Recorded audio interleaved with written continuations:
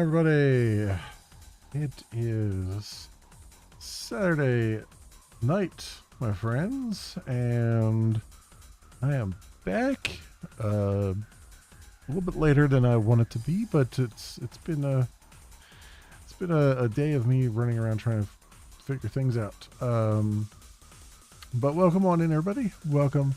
I hope everyone is doing well. Hope you're all healthy and happy and all of those things. Hope your weekend to start off well, and you're all looking forward to what's coming up.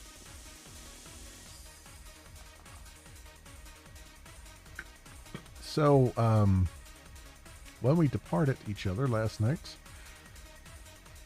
I had gotten the keyboard commands working, and I got the camera moving around. It's not the greatest movement of a camera, but it's moving around. The problem is I am blowing through 25 gigs of memory in about a minute. It's just blowing right through all available memory until the operating system eventually gets, the kernel gets angry and starts shutting everything down. So that obviously is not my intention, and is not going to be very good for the longevity of the game.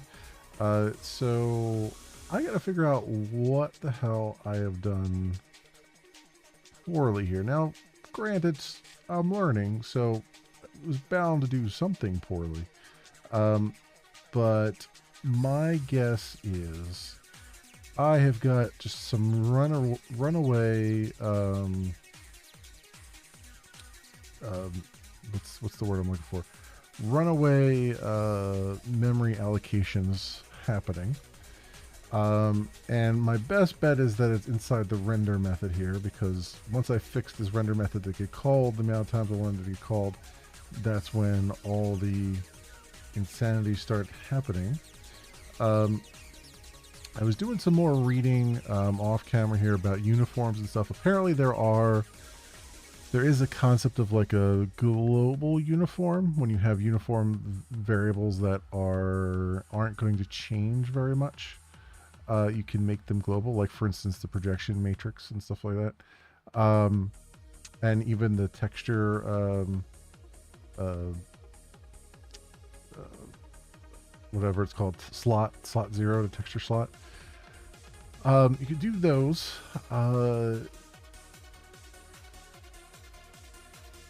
Apparently, though, the whole point of the uniforms is that you are supposed to set them repeatedly as the shader's going off, because these are things that are going to change a lot. And that's sort of where I get a little bit confused, because like the model matrix and stuff, from my perspective, doesn't change a lot. So I'm wondering if that's one of the ones, like, I mean, obviously the way they put it is you want it to be, you don't want that to be global, because that's going to be different from one model to the next, obviously. And I only have one model to deal with, so yeah. So I can see that from that perspective. The other thing, though, is like the diffuse material, the diffuse color and stuff like that. Like, we're looping over the materials in a material list, and we're setting this, and then we're doing GL draw elements, which I assume is what's causing the actual shaders to kick off. And that is why we have to do this in a loop, and that's why we're setting this uniform constantly with the diffuse color and everything like that. So all that seems okay. The problem is that I believe, yeah, this uniform here,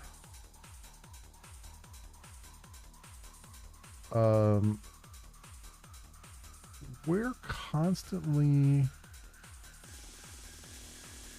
allocating memory. And let me see what actually calls this.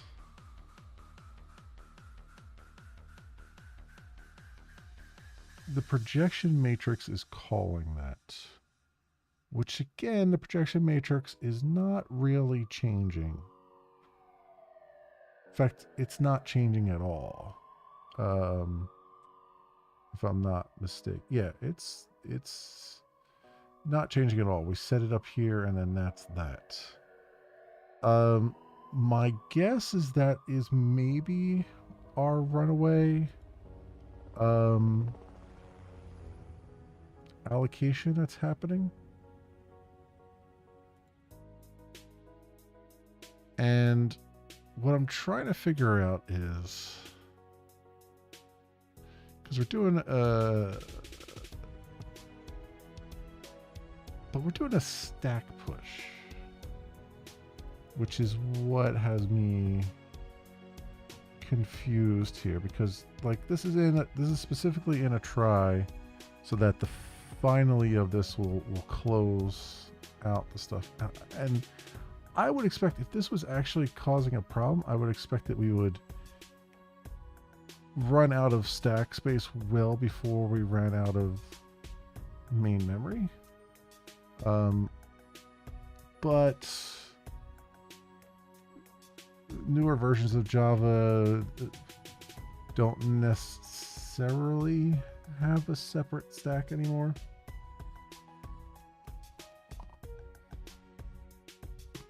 So yeah, it's hard to say. I mean, this is the only one I could think of that was egregiously creating new memory here.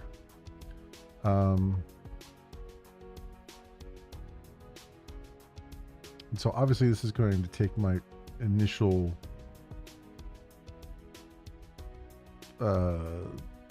look here.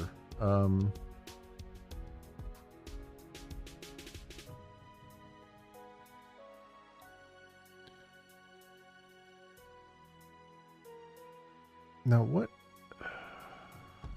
value get? Store this matrix in a column major order into the supplied float buffer at the current buffer position.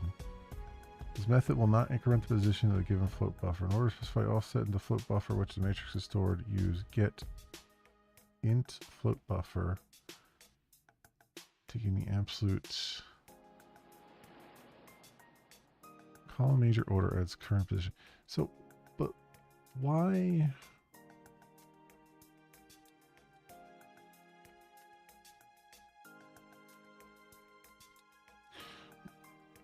I guess my question is why I need this.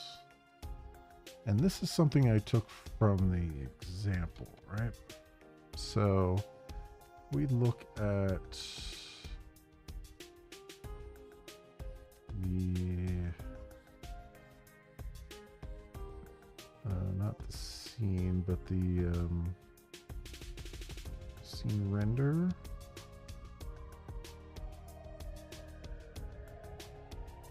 Well, that's render, but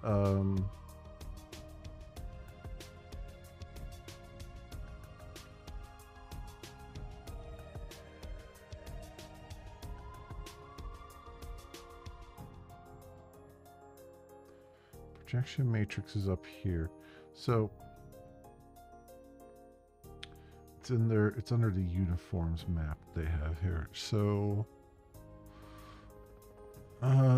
so this one, yeah, they're doing memory stack. So I took that directly from here. And I'm honestly wondering why that's a thing.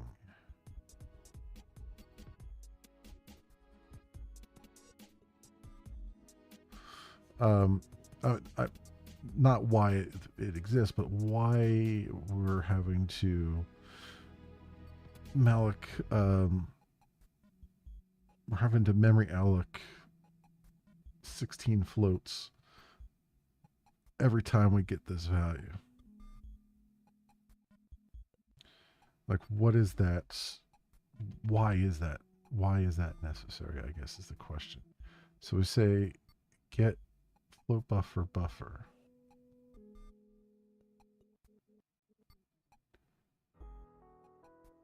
So that's okay. So we're telling it, we're giving it the buffer. I see. We're giving it the buffer to put its value into, is what seems to be the thing there. Yeah, store this matrix in the column matrix order into the supplied float buffer at the current buffer position. Okay. So that's why we're doing that.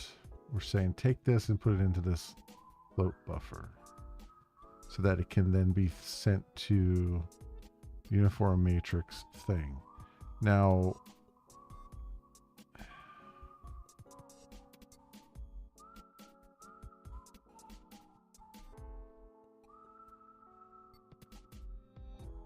my question there is,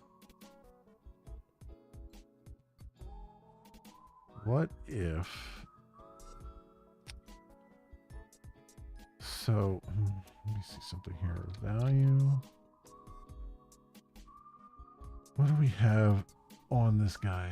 I got add, assume.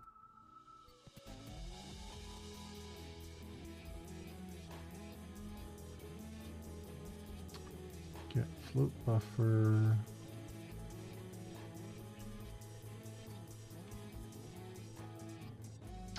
Getting matrices, get column, get rotation.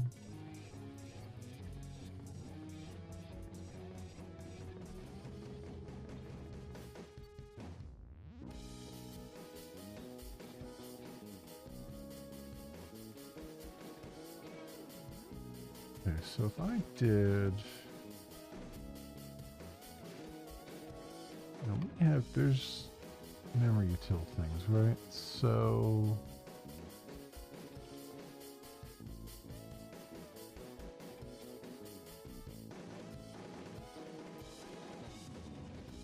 float buffer version of mem_alloc. Number of float values to allocate.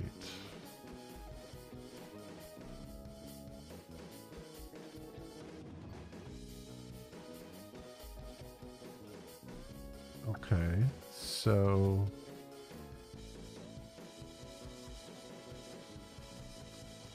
yeah, 4x4 matrix, that would be 16 values, right? Like we have here. Float version of malloc int. Yeah. So is it necessary? So if I use this memory util mem like float, what does that get me?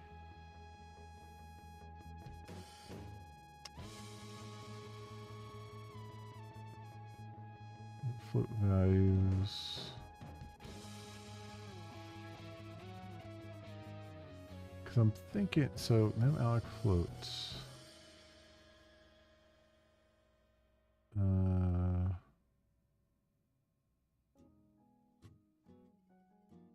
Mem free. See free function. Mem_alloc, mem_calloc, memory_alloc.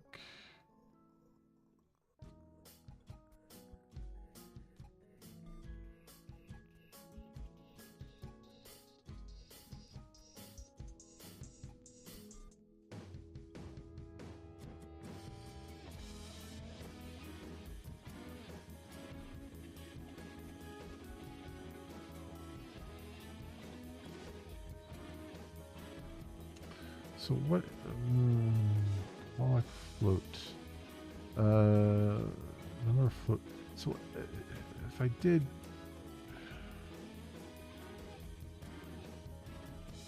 calloc. So I gotta remember my old C days. So, C alloc versus alloc. Memory allocation, but they have key differences. Malloc takes one argument, size of bytes. There's two arguments. One number of elements to allocate and the size of each element in bytes. Malloc allocates memory but does not initialize it. Allocates memory and initializes it to 0. Okay. Which just makes it slower, obviously. Okay. But otherwise, they still have to be freed when you're done with them, right? So, what I'm getting at here is... Let me see what's the outline here. Mem...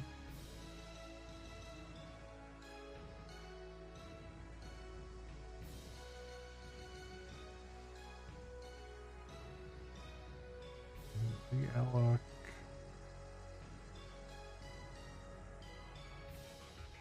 Why can't I see anything?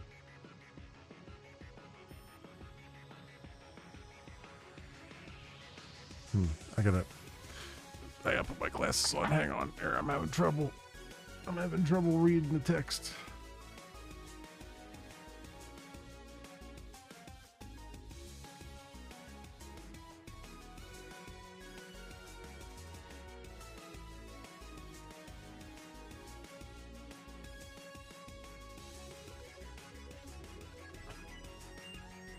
Okay, that's slightly better.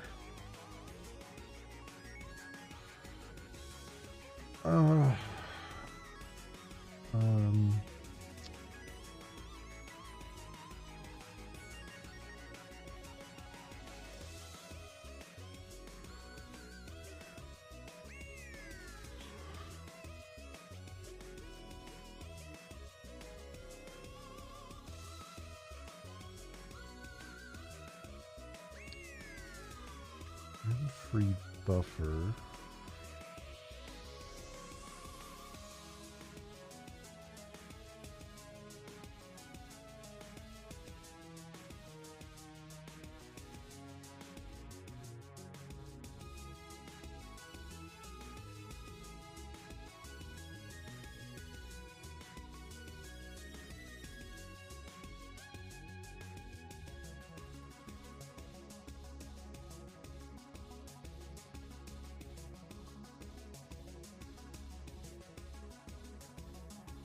Okay, let me see something here. So,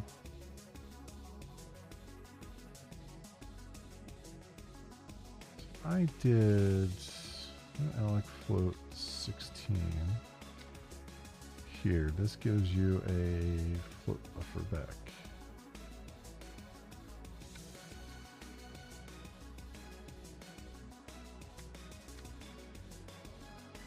Just get rid of... I mean, I understand why they did a memory stack here, because in theory, this class should be used in thread local manner for stack allocations.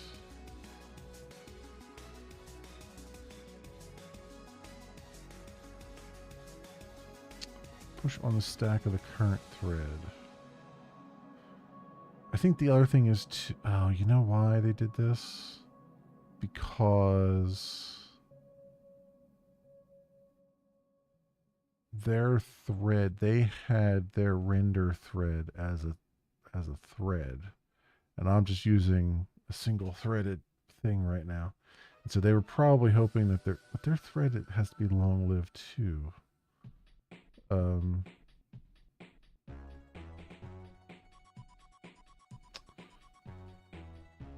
me see here.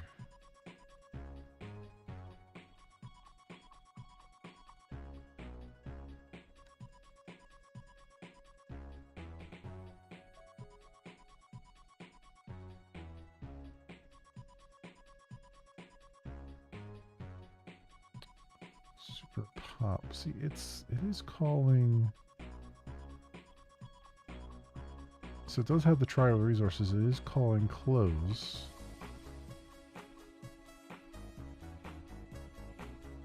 and it's doing a pop, so it's popping it back off the stack when it's done with it.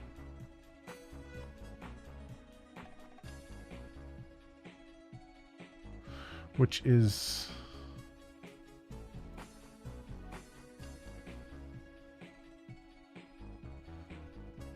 one thing I'm finding a little bit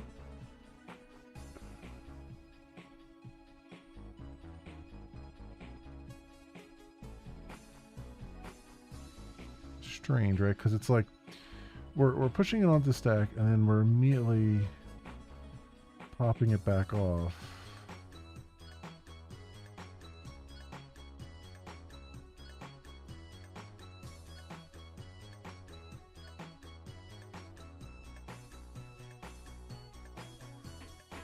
Which in theory would deallocate it, but I guess in practice it's not actually deallocating it.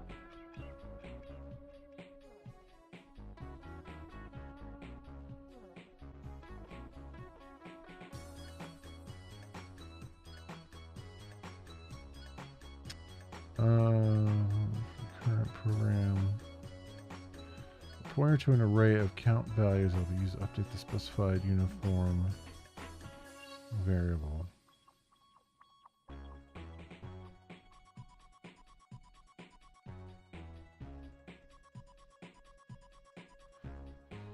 But I guess that's my question, is where does that...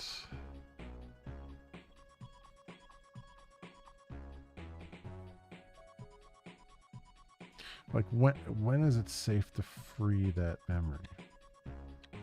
Let's say I do this. All right.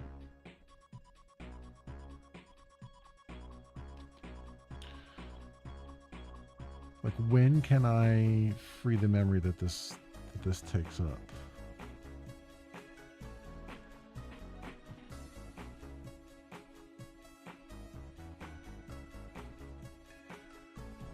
Because wouldn't that be like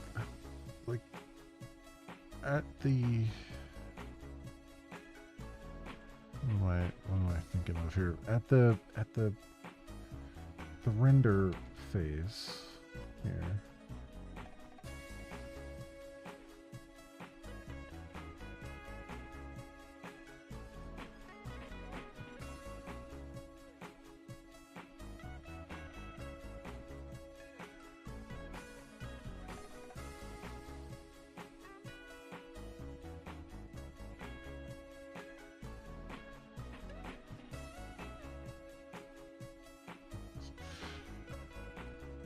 When we're in here, see, we unbind the shader.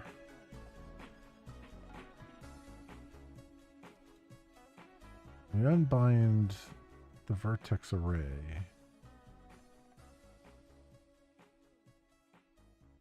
But we never, like, deallocate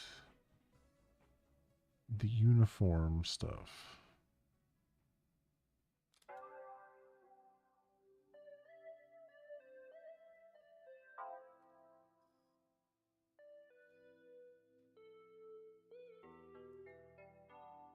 Unless I missed that in the example here. It's like render, scene render, render, right? So uniforms are created.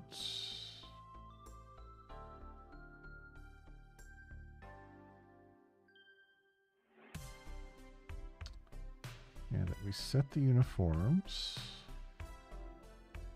Set the uniform there. And then we just do shader program unbind. Right?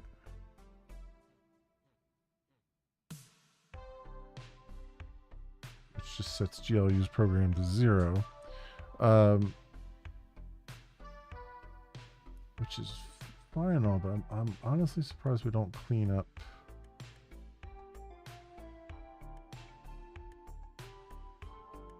Like, we have shader program cleanup, right? This deletes the program. Then Render.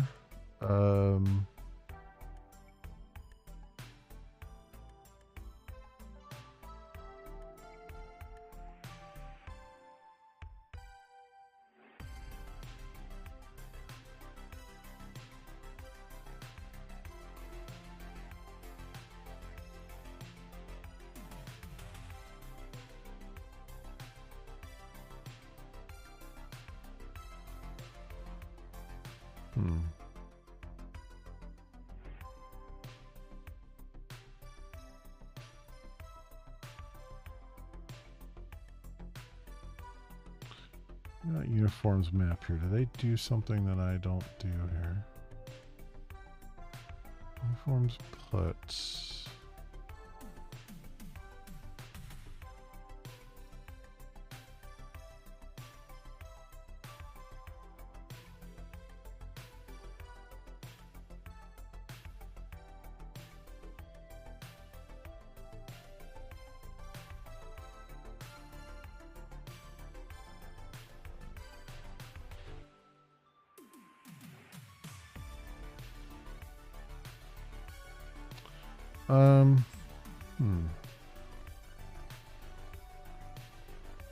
Yeah, I don't see anything that they're doing differently. I mean, they're using the memory stack, which then pops it back off.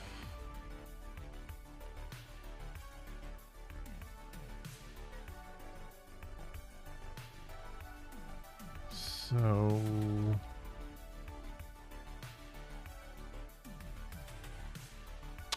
I mean, the thing I can do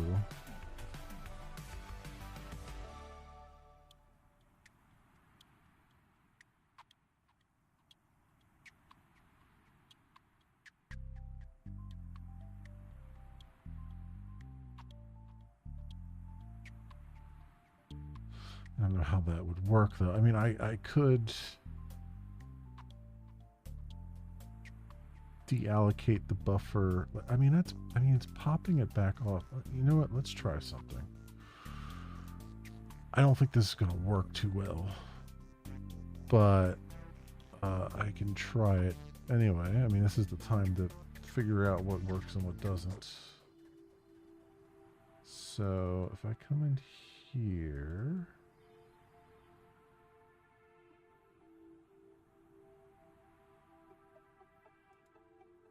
right, and then I just say, so wait a second, I have to,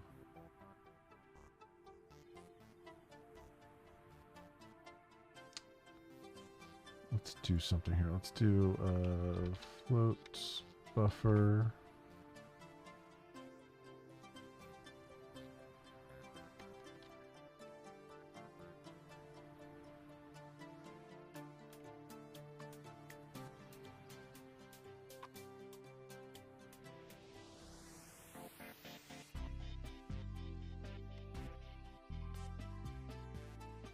Do that. That will say buffer, and I'll say buffer. No, util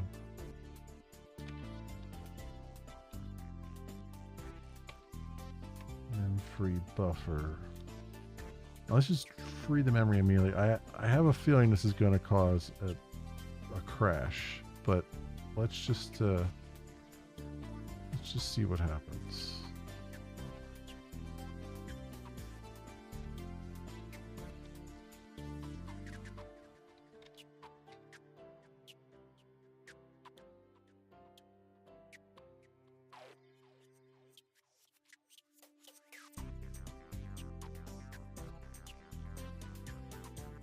I'm still running out of memory here.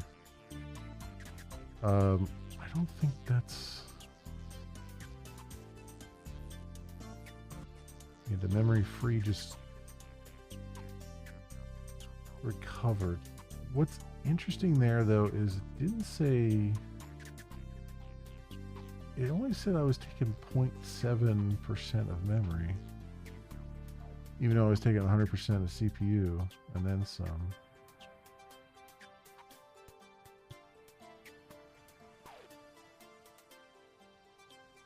but did otherwise look like it was kind of working. I mean, let's just try it again real fast here. Yeah, I mean, it still does kind of look like it's working, but I do know that it's using a ton of memory.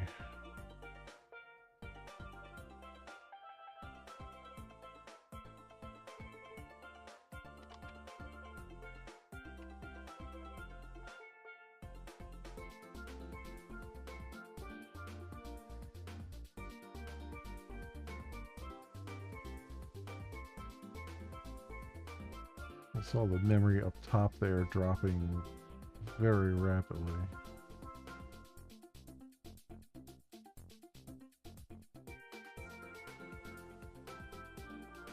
So it's looking less like that is the culprit because I'm actually freeing the memory for that one.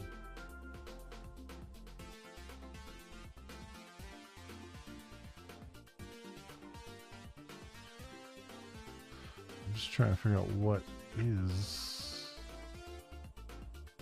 causing it. Let's see. Let's run this.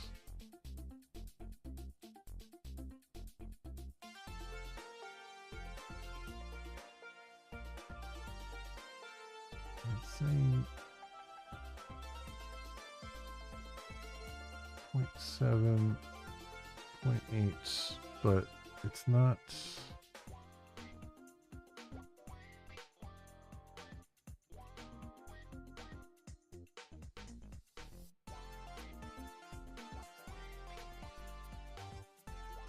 It's definitely something eating up a ton of memory.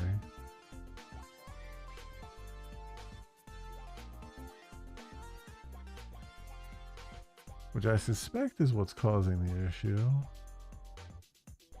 What I'm trying to figure out is what exactly...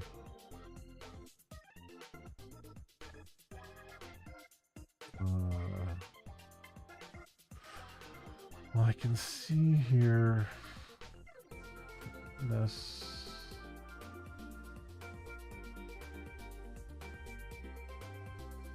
something else taking up a bunch of memory. I don't see anything on that list taking up a whole bunch of percentage of memory. But I do see the memory dropping rapidly there. Huh.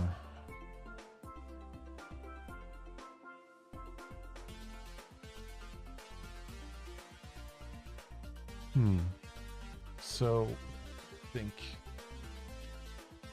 let me think.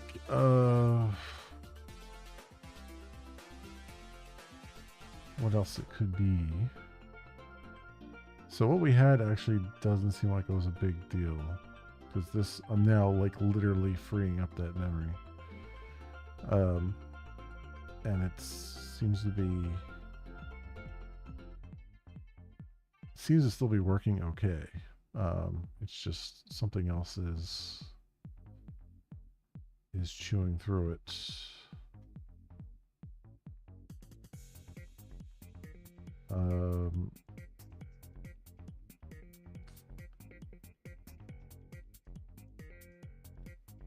What I need is, do I have...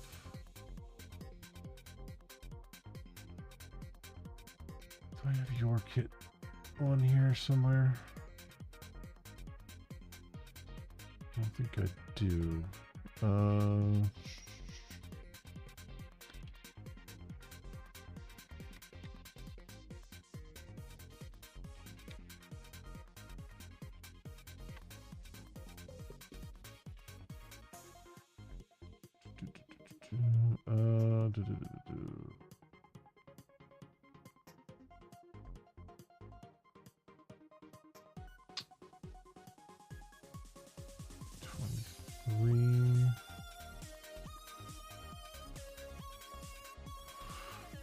Okay.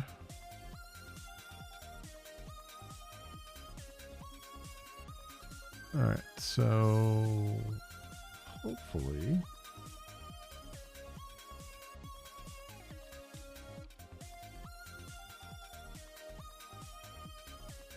yeah, let's just go and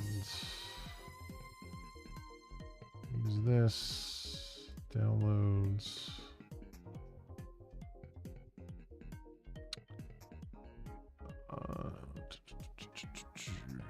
This guy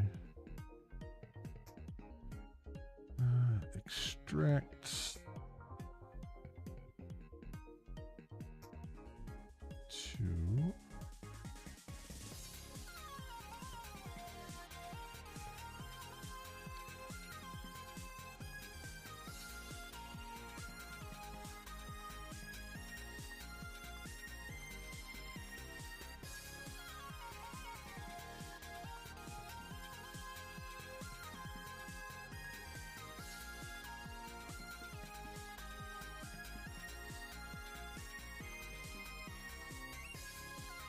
okay, so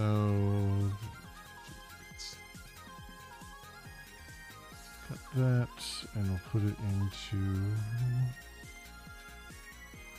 our development.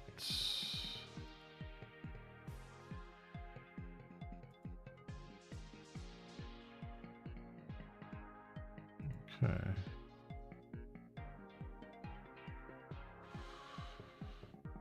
Okay, so in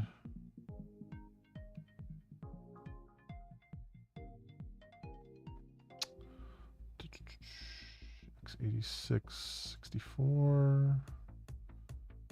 No, where's the oh, I guess I just run profile sh.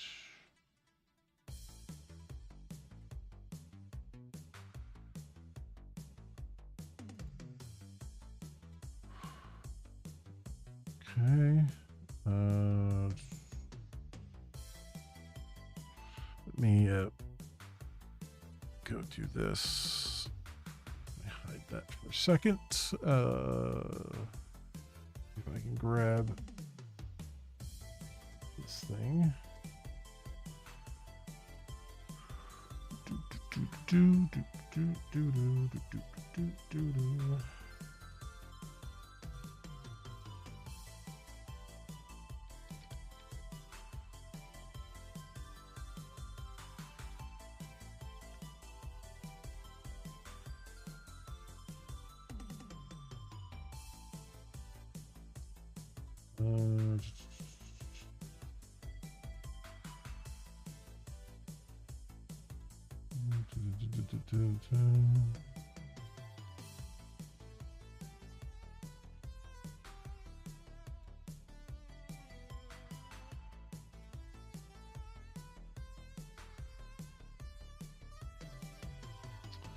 Find it, first of all.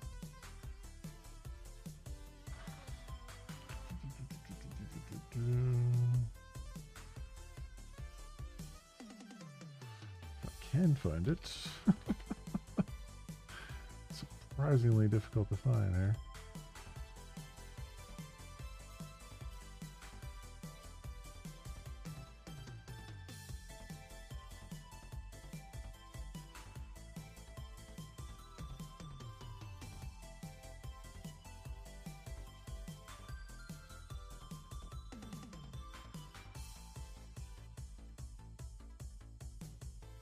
This is proving difficult to find here. Where the heck is it? Oh, I got it.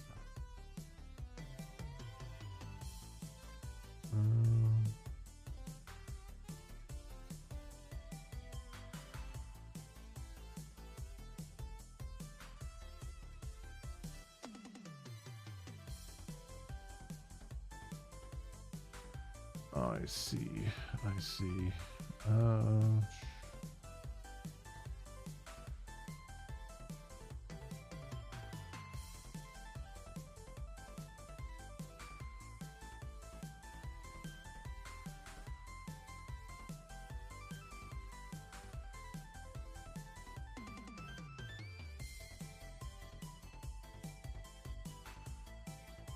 Okay, and I just turned the monitor off.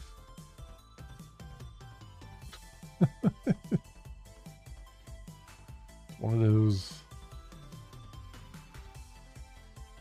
of those days. Nope. Go. All right, come on. I gotta wait for the monitor to decide that it's going to finish switching over to the HDMI source. There we go.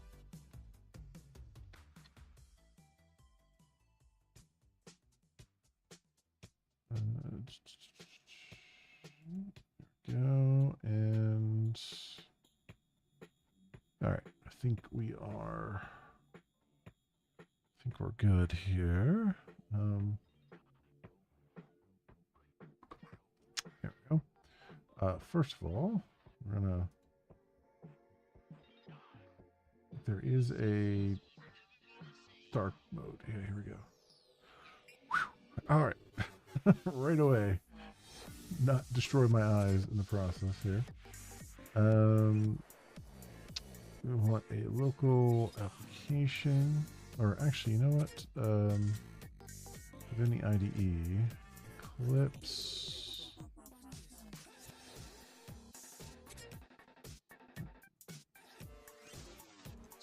Plugin.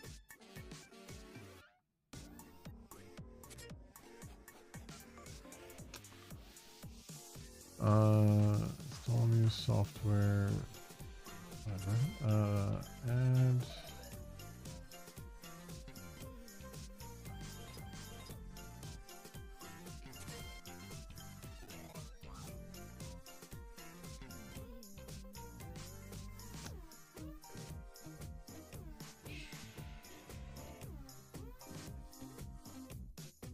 so there.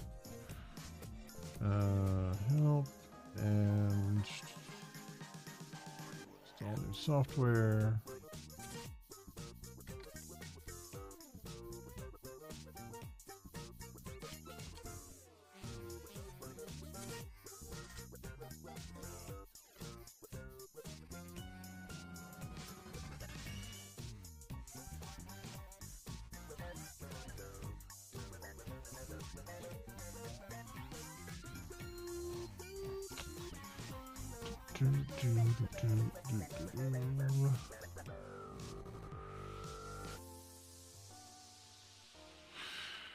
All right. This should hopefully tell me where all my memory's going.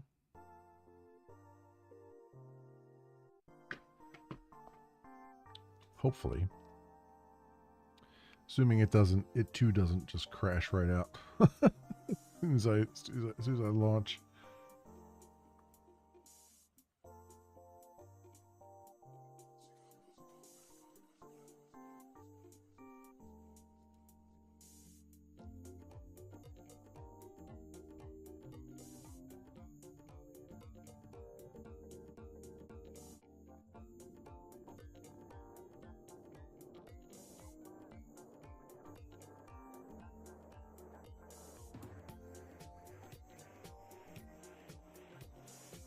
Yep.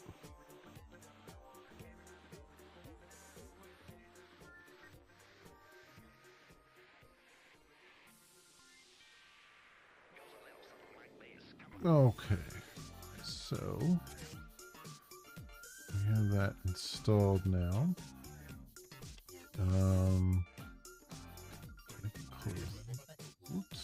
I can close this out.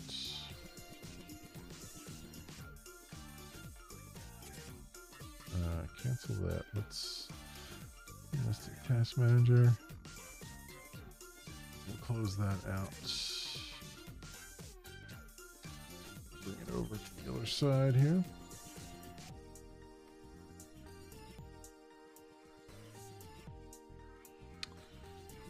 Go.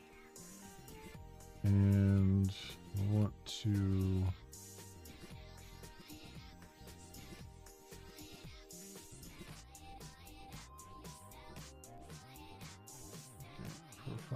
configurations. Dot application. This one. Profile.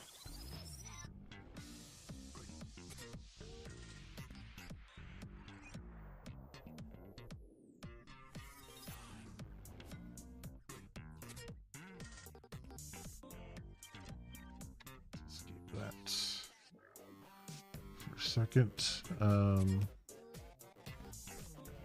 I want to tell me, here's memory here.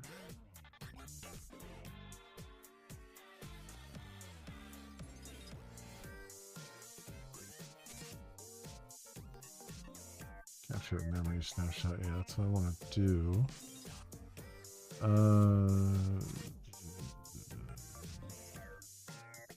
So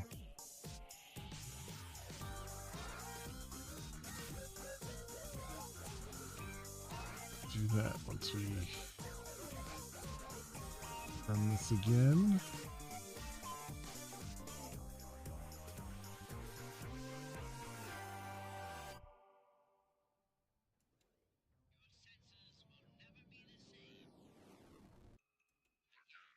All right, so I got that. So open a snapshot. So what do we have here? Let's see if I can make heads or tails of what this is telling me. Biggest objects.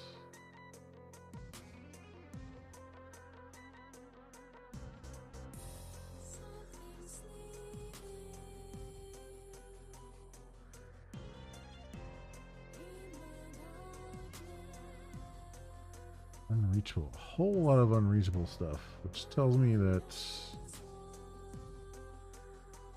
I'm doing a lot of allocations that are then going away, and the garbage collector has not had a chance to do anything about it.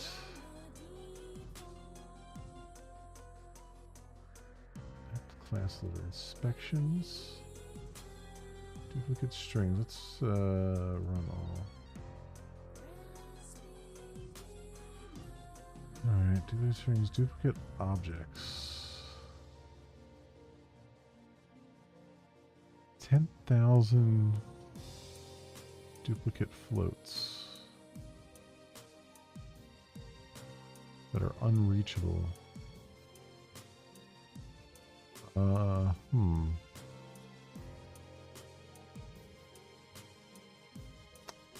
Zero length arrays.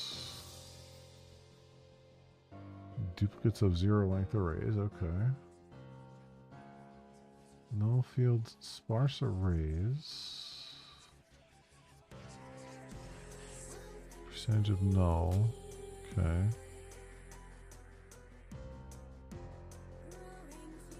Possible leaks. Thread local variables. Thread local. Yeah. That's 18,000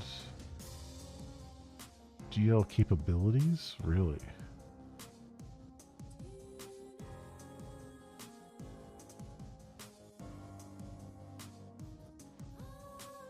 I don't know if that's a leak.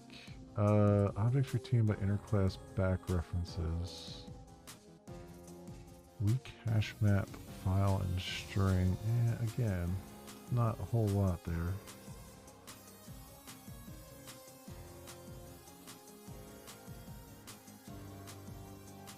Biggest storage overheads. Logback. Weak hash map. Concurrent hash map.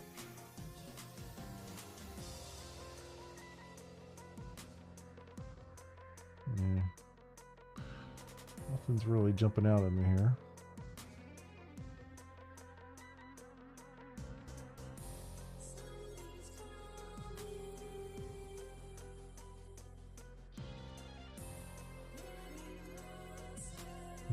about garbage objects? Object allocations were not recorded. Gotcha. Okay. Let's close that. We'll do object allocation profiling.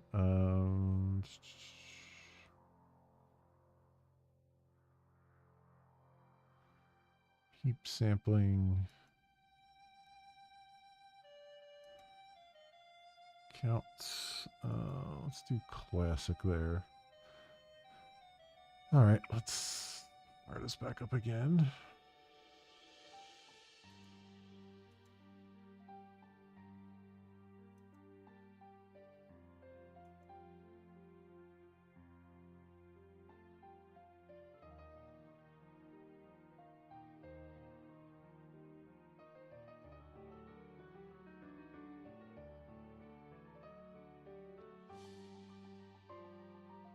All right, kill that. And that automatically stopped. Okay. Open snapshot.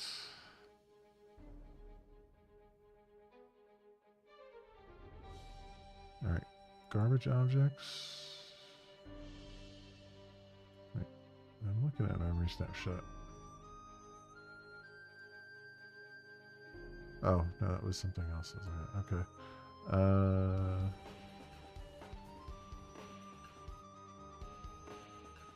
Where's the one I just did? This one? Oh, there's memory. Wait, what is going on here?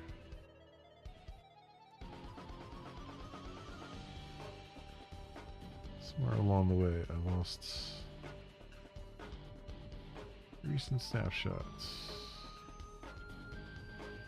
There we go. Shut down snapshot. That's what I'm looking for.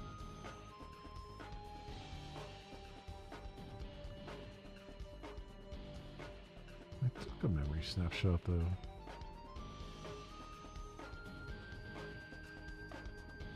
I guess I had to do a... Okay. Alright. I had to actually hit stop myself, I guess.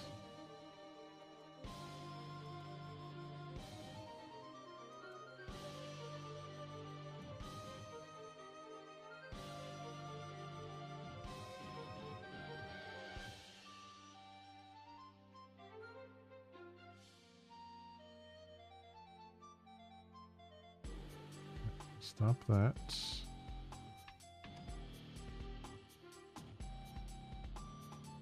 And, oh, did I not?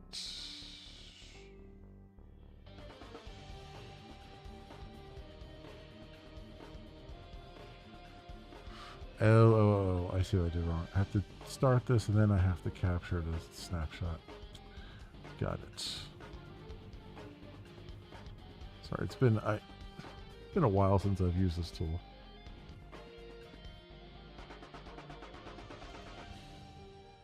Okay, do this.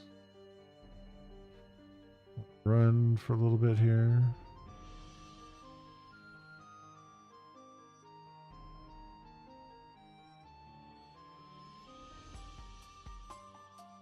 Capture snapshot, and then I'll kill that.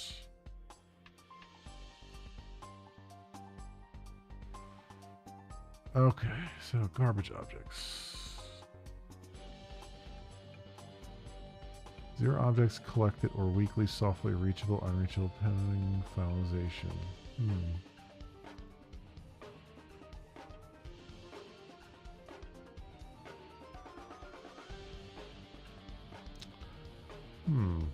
Let's say to that.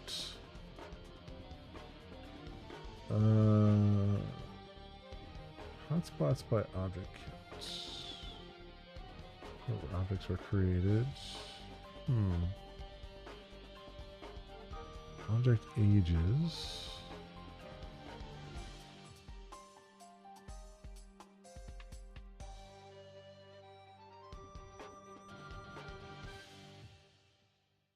Huh. Java long. So I had 1427. So what's this 244,000? Java lang.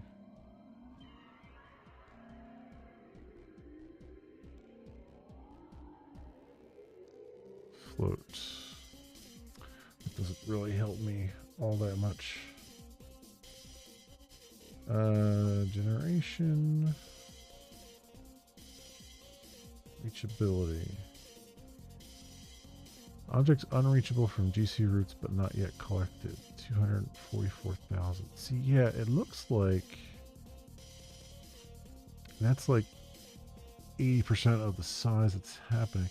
So it looks like I'm just creating and destroying so many variables that the garbage collector just hasn't had a chance to go in and reclaim that. But this is saying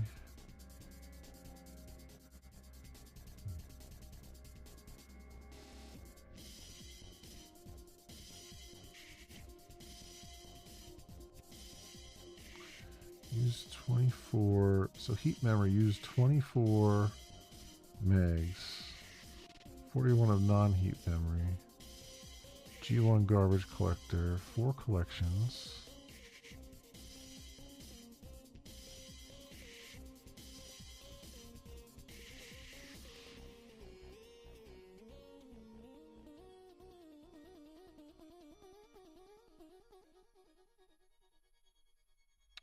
Used objects, zip file source.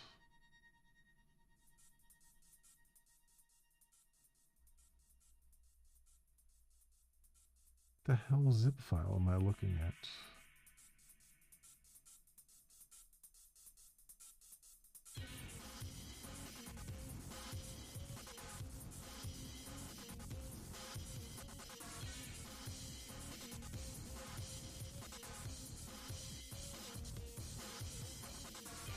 But even that's not like that big.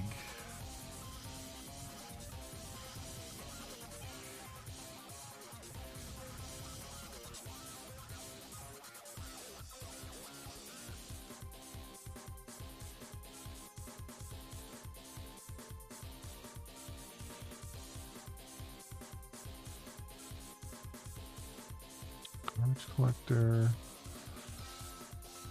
Keep all pools, used memory.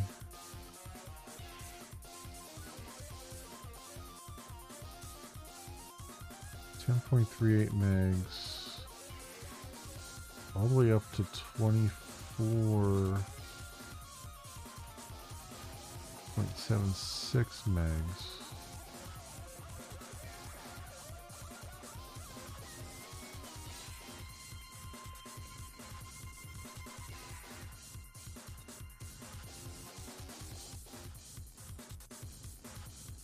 Gets up to that part.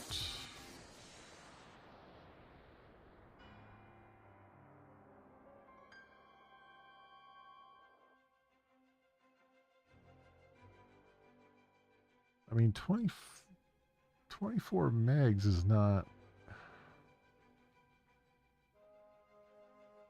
I mean...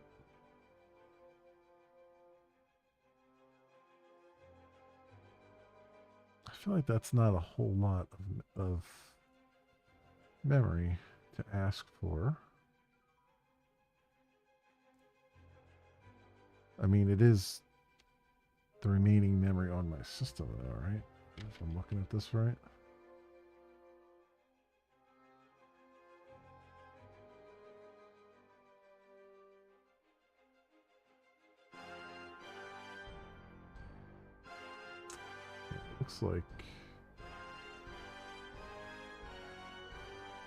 Looks like that's the case, but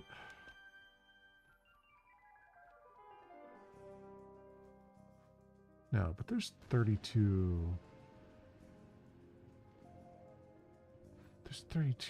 gigs of memory on this computer. And this is telling me Am I reading that right? Because is that saying 24 gigs? Because that's getting a little bit crazy.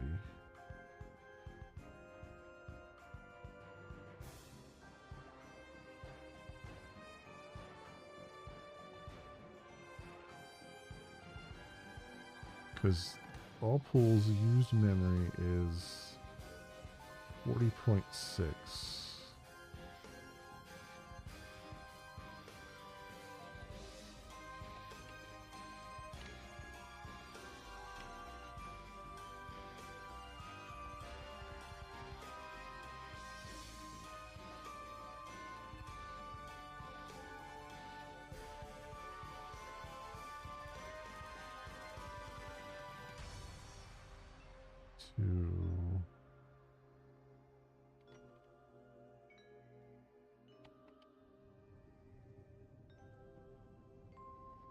Yeah, so it's whoa, that's not megabyte. What the frick is that?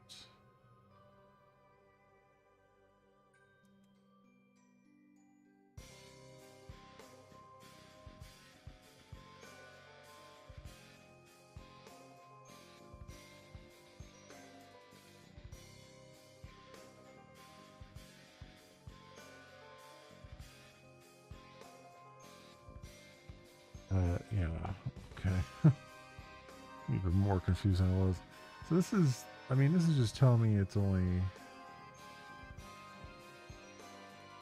at most I'm getting like 40.6 megabytes, which is nothing.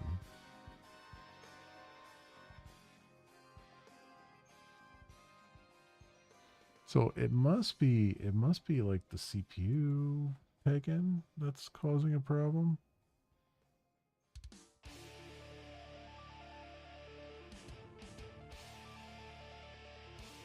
CPU times system, although here it's just saying it's only taking 12% of the CPU, so that's definitely not happening. It's definitely taking more than that. Because it's becoming like unresponsive.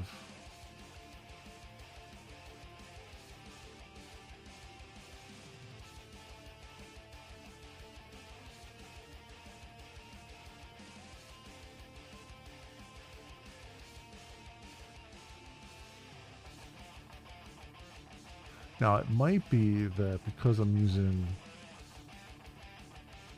lower level JNI stuff, that your kit just can't see that stuff.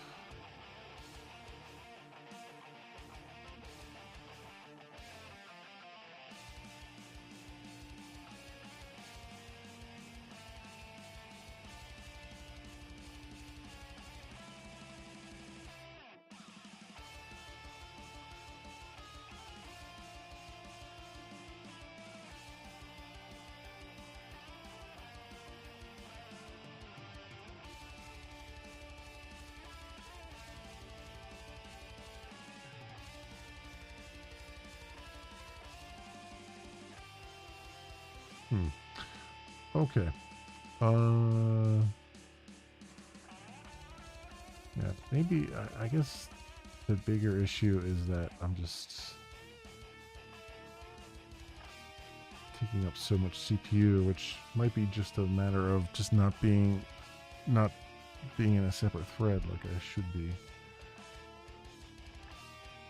So maybe that will help solve some things. Maybe we should get it into another thread here. Regardless, I need to take a short break here, my friends. Hang tight. I'll be right back.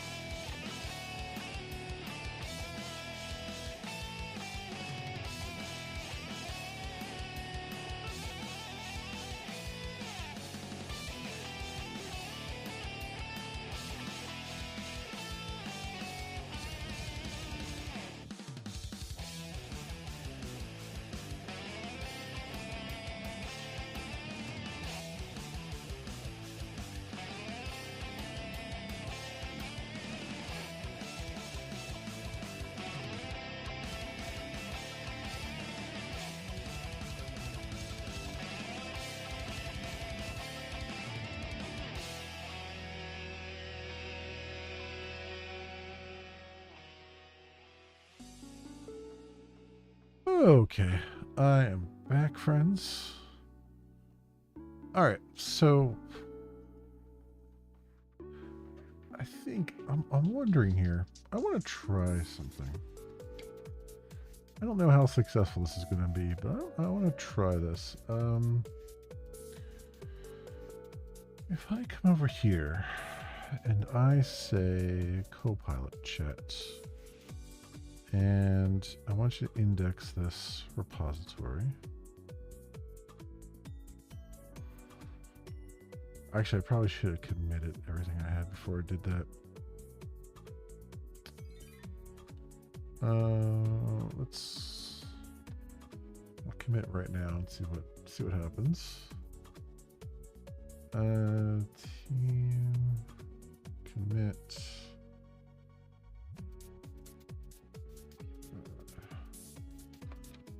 Refactoring and reattaching keyboard input for camera control.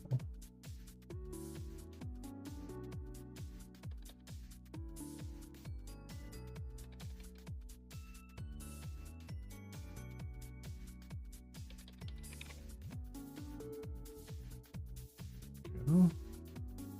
So you have that out there, and this finish indexing or not here.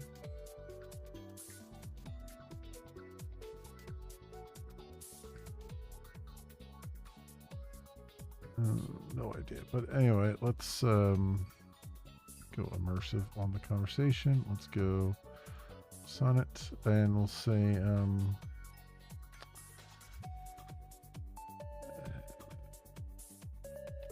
my application is taking 100% CPU. How do I fix it so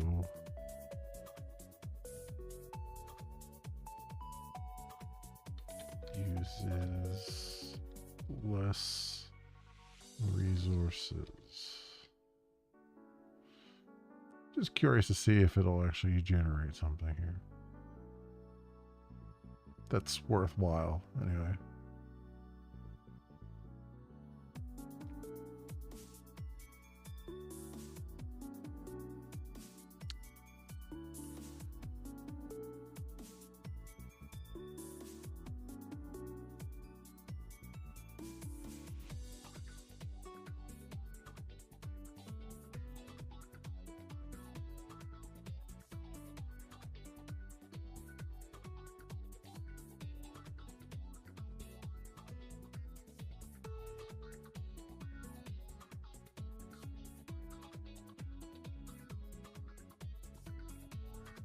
Okay, this is, let's see what it says here.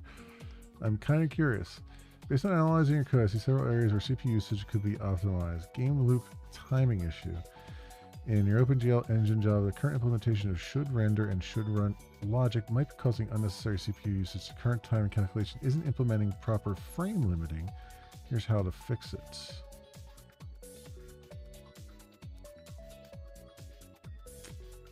Time in nanoseconds?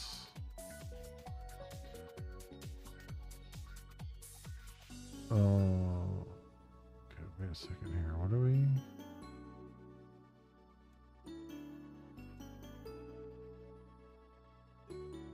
It's doing system nano time, which, okay, I mean, the nano time is the more sensitive timing, but logic is greater than, what do we got here? 1, 2, 3, 1, 2, 3, 1, 2, 3, 1 billion, which would be nano, would be 1 second divided by logic updates per second. Okay.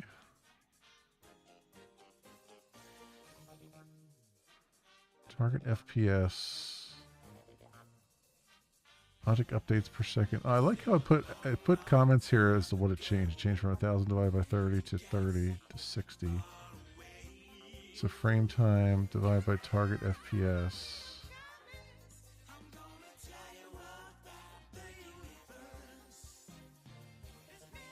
Last frame time is greater than or equal to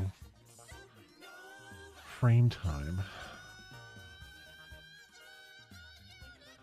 And then this is, they did logic updates per second. So they did like frame time, and they have another one that's basically frame time, but it's logic time, which, okay.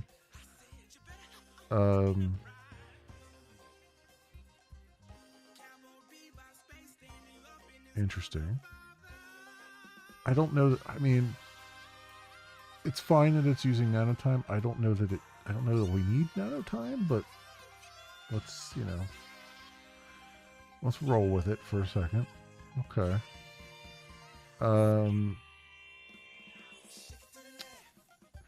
Main loop. Okay, so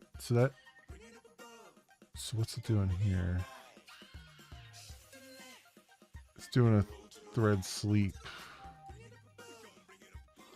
Small sleep to prevent CPU spinning. Okay. Okay. I mean, that's fine. I was kind of thinking in the back of my head, like, should I put like a sleep here somewhere? Just to let the monitor have a shot and let the GC have a shot, that stuff. So, okay. Sleep for 1 millisecond. Sure. In your OpenGL window, you're using VSync, which is good, but you might want to make it configurable. Well, yeah, whatever.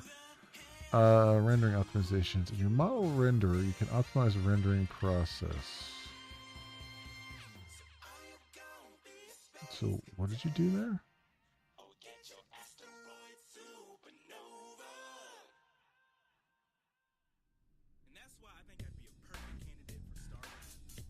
Oh, cache the projection matrix since it rarely changes.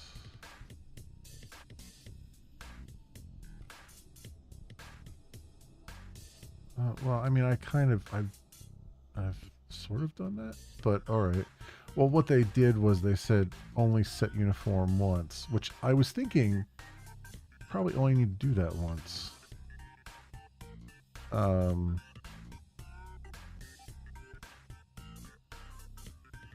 And it's kind of saying, yes, you only need to do that once, which in that same vein, I should only have to do set uniform text sampler 0 once as well.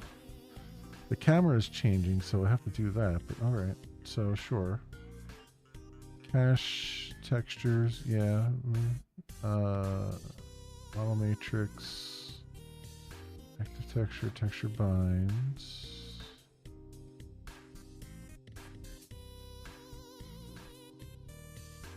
And then for each material, so this is largely untouched, right? Proper frame timing, add sleep in the main loop, cache projection matrix, implement texture caching to avoid reloading textures.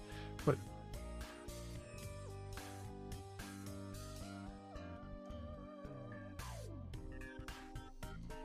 am I actually reloading textures? Wait a minute. That's a good question, because I thought I had fixed that. So it's not reloading them. So now it's got me checking here. Where the hell's my thing at? Here we go. Texture map. Oh, you know what? I am always...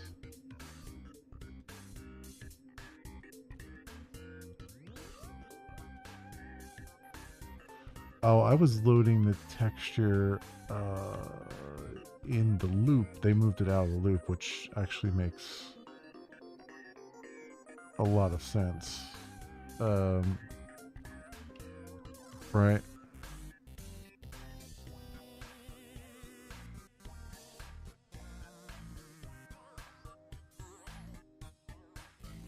And he moved the model matrix out of the loop too, right? Which, okay, that is out of the loop anyway.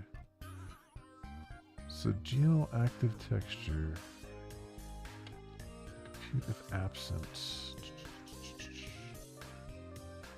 texture cache,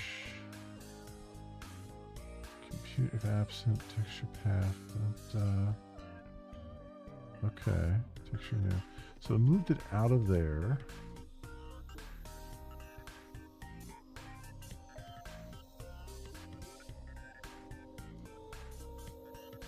I mean, but I'm already caching it though. Like the texture map, well, no, I'm not. All right, because I'm creating the texture map every time into the render loop. Yeah, no, that is correct. It is correct here because this render is getting called every time, and I'm creating a new hash map for the texture map every freaking time. So that is a good catch. That's a very good catch. So if I move that, let's, for the sake of argument, I'm just going to move this up here for right now.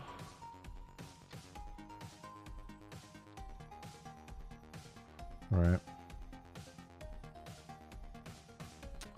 And then it's true that this doesn't need to be in the loop. I'm not sure why I put it in the loop. I'll be honest with you.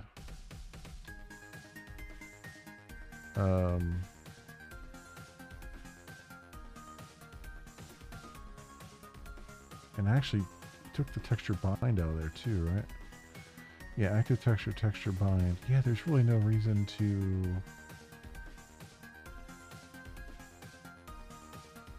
do either of those inside the material loop. I mean, I guess it's, yeah, I mean, it's saying like, what if you have, yeah, no, there is no reason to do that, right? Because the texture path is not changing.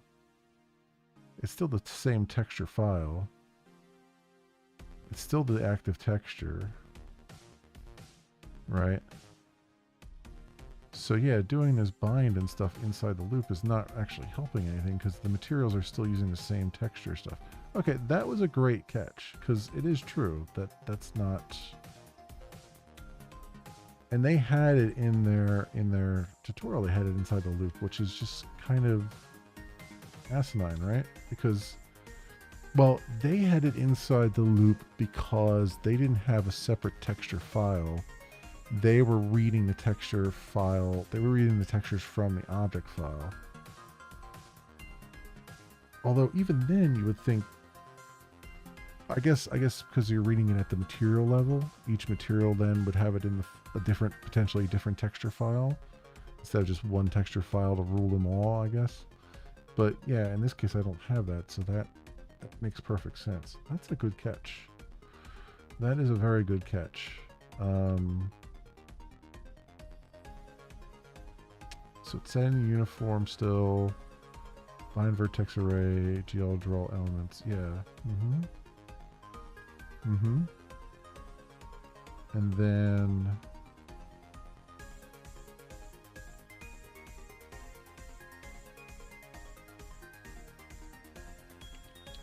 whatchamacallit. So this I don't necessarily care about right now. And that's not going to really affect the performance. I don't know.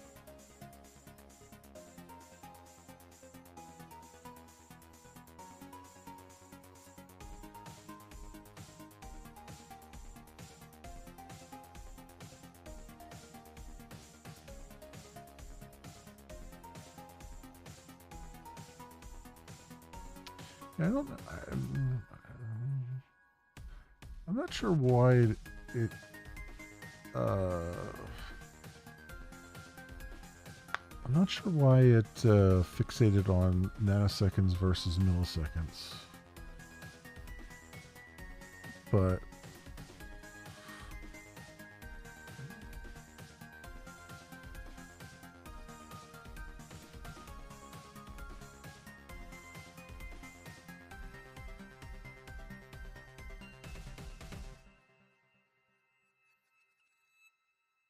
I mean, it is nicer to have them as like a solid 30 and a solid 60. Um, I don't know that that's going to make all that much of a difference.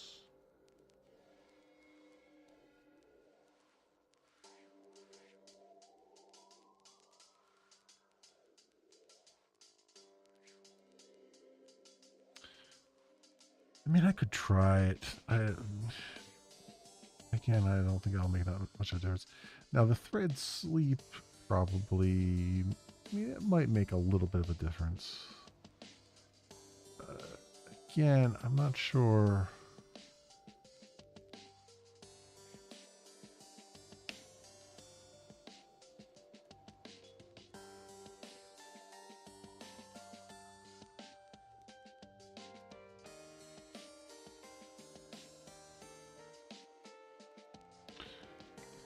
Here, Java thread.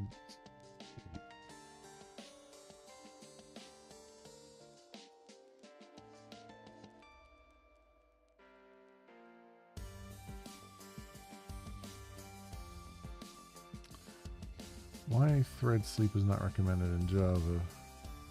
It doesn't release the lock. It doesn't guarantee execution will start after sleeping. It's bad to use. Yeah, so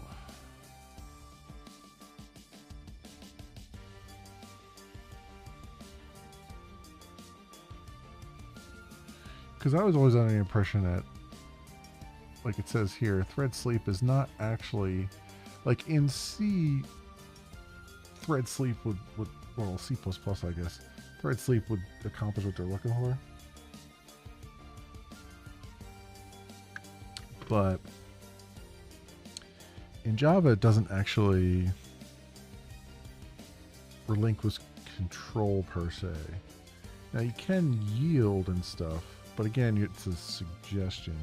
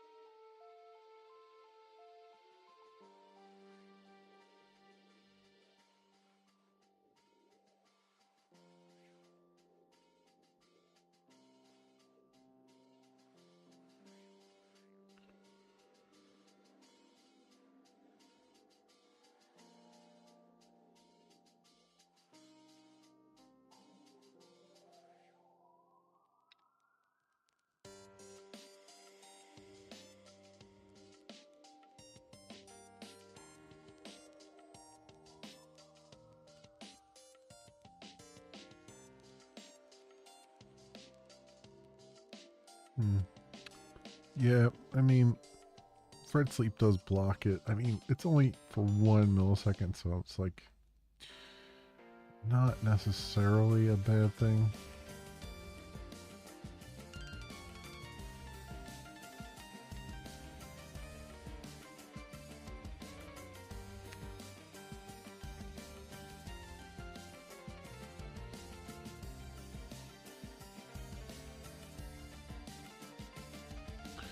Alright, just out of curiosity here.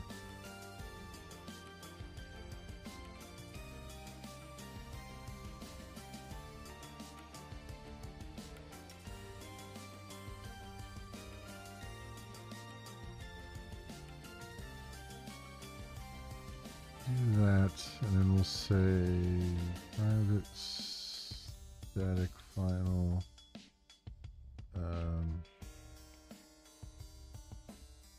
long.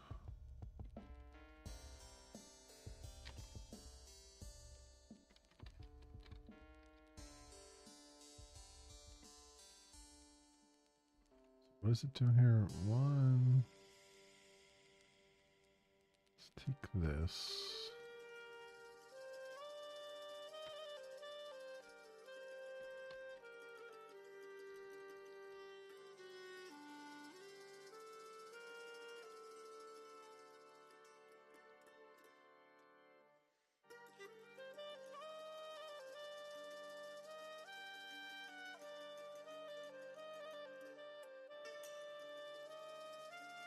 Okay. Divided by...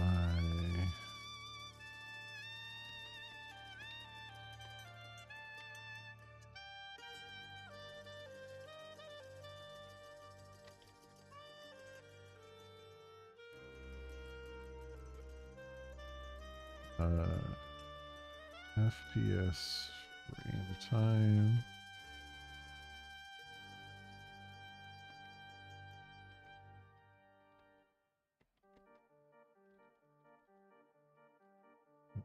Per second. Okay. So we want to do...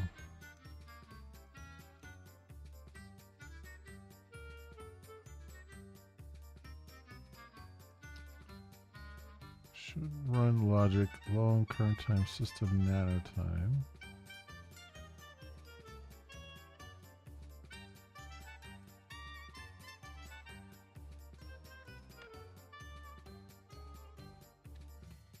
Okay.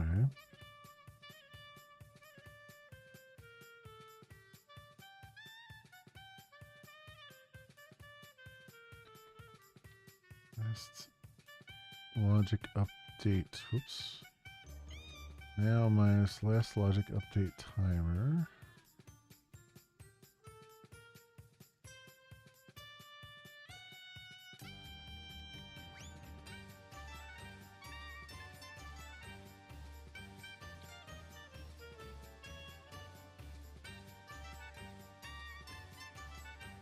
Return true, return false.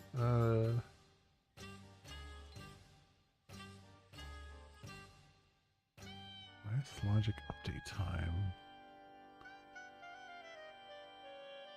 So I made those. Okay.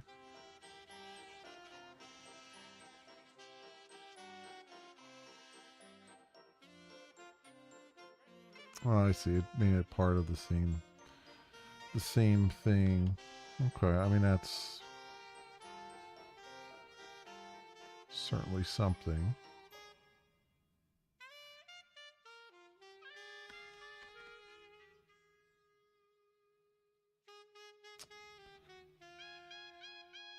So we'd say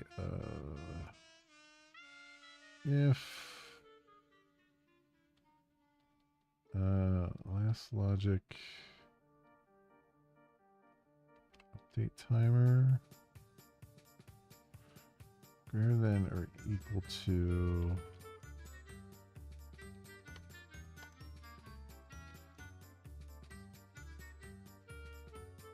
and this would be logic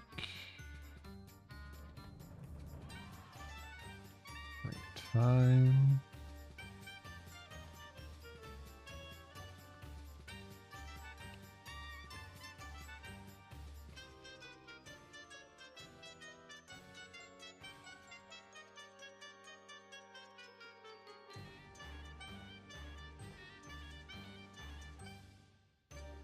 Okay, and then otherwise return false.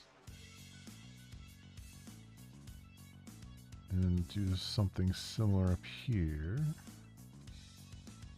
So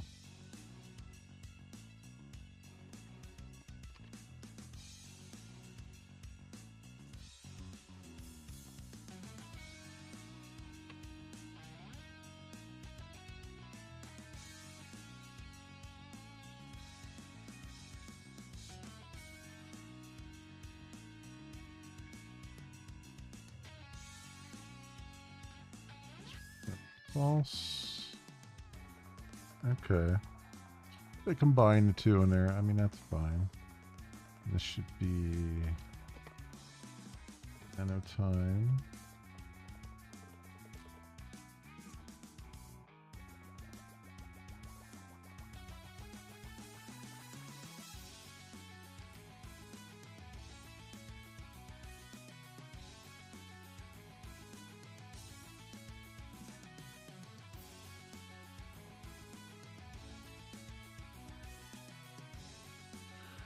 It did a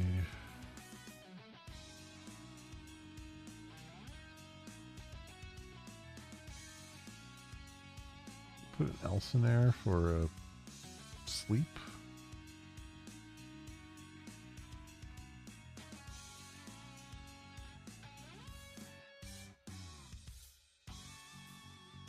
Like if we didn't render this frame, then put a little sleep in there. I guess that makes sense.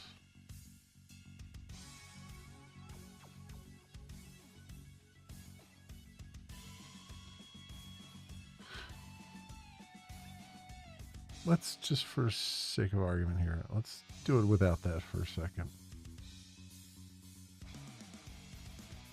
And just see how this works right now. I mean, without taking all that memory up like it was doing. Let's do top here. Let's run this.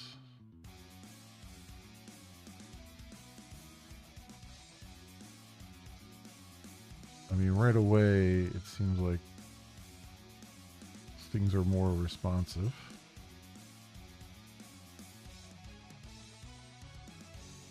Take in 99% CPU. But look at that, the memory is not disappearing. So that's pretty good. And this is working pretty good now. There's a little bit of hiccups in there, but you know, it is what it is. But like nothing else seems to be unstable. So that's good. So yeah, that texture loading was causing a lot of issues, it seems like.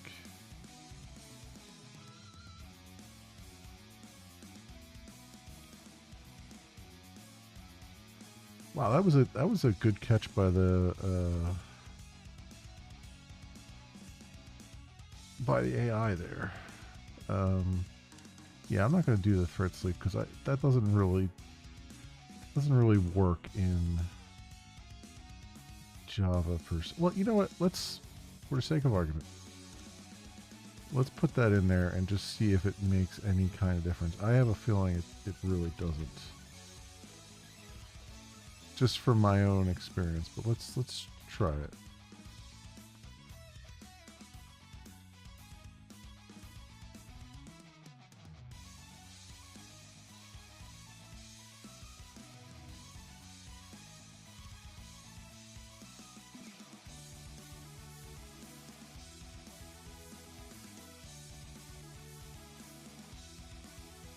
And then it did a thread current thread interrupt.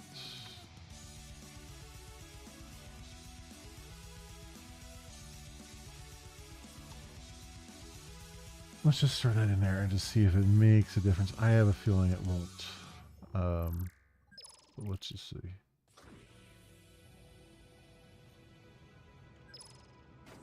This is still, everything's still working okay here. How are we doing over here?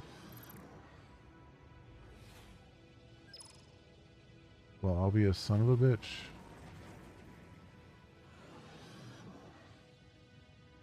I'm only taking 5% CPU. Okay.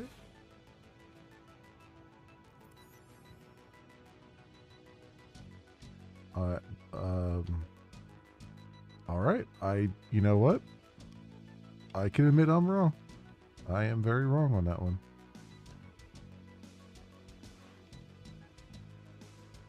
I went from taking 100% CPU to taking 5%. It's not even... KDE Xorg is taking more CPU than my application is doing now. That's interesting. I did not... That's very interesting. I was not expecting that just by sleeping for 1 freaking millisecond. Huh. Okay. All right. I salute our AI overlords here. They actually had something that worked really well.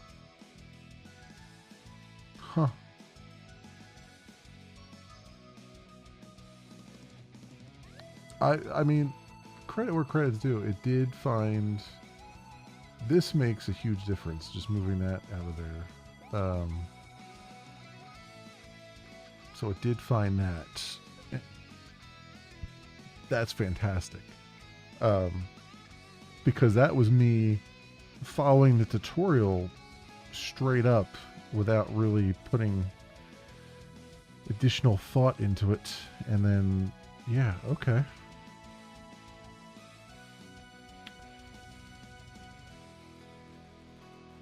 Yeah. So, given that, I feel like I could switch this other thing back to what it was doing. Where the hell is that? The uniform,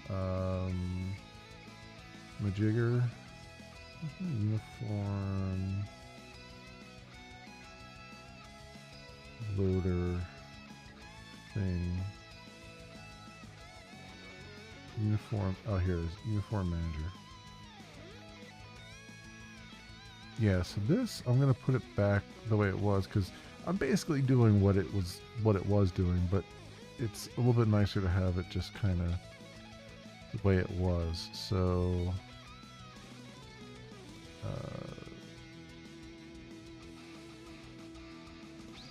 what the hell was it called? It was a memory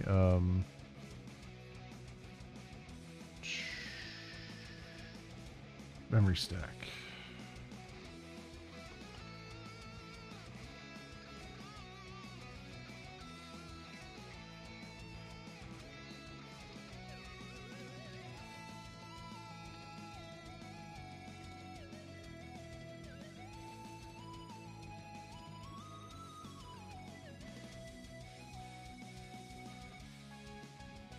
Did that wrong.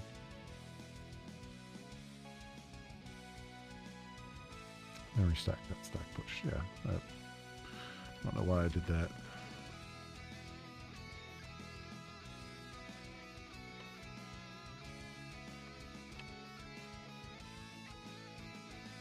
And then we just do stack dot malloc float 16.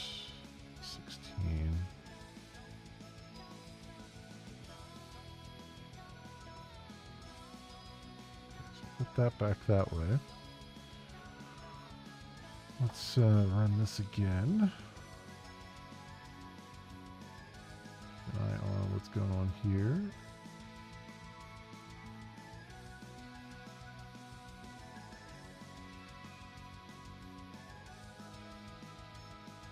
Yep, everything's looking all right there.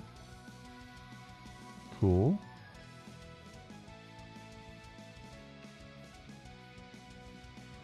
Well, all right then. Okay. Okay. This is going somewhere now. I'm kind of flabbergasted that it's actually gotten somewhere here. And that we're actually in a decent spot.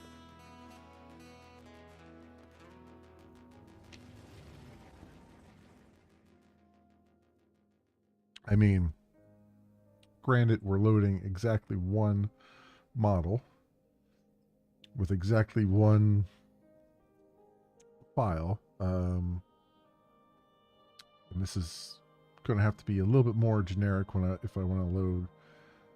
Like, I'm going to need to improve the model loader and stuff so it can load multiple things. I'm going to need to improve scene so that it has a list of entities and all that stuff. But for right now, it's actually pretty freaking nice. Cool. Cool. So, and I'm not sure, I don't know if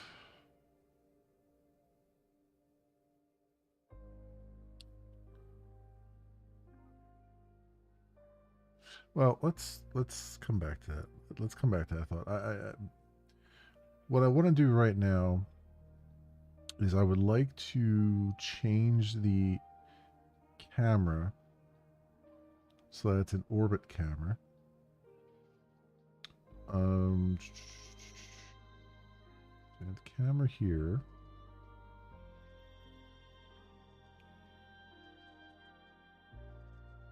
And you know what? Let's see if Claude has an idea on this one. So let's just say new conversation. Given my camera class, how would I implement control methods that would allow the camera to orbit a model at a fixed distance given keyboard inputs or direction.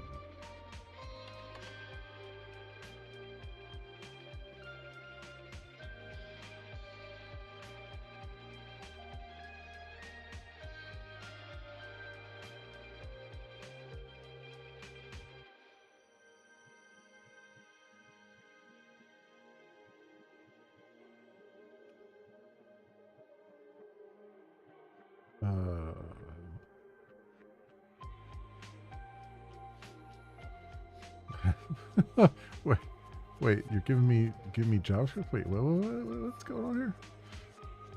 I notice I'm unable to access the repository or find your camera class implementation. Why is that? You just had access to the repository.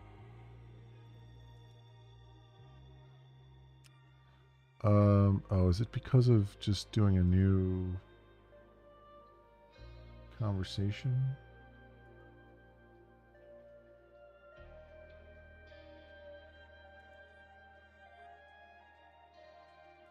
Because I did a new conversation, it was like, I don't know what you're talking about.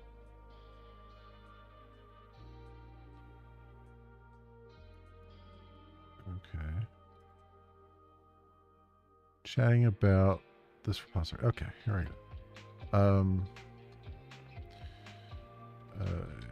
Given the camera class I've written, how would I add methods to it to support an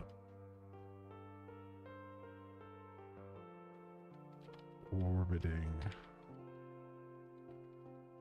camera that would move around a model at a fixed distance given keyboard instructions.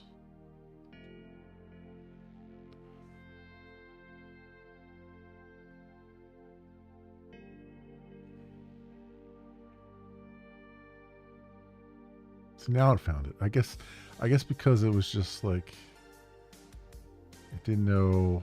Yeah, it just kind of lost track of my repository there, I guess. Oh, you went back to GP240? No, do Sonnet.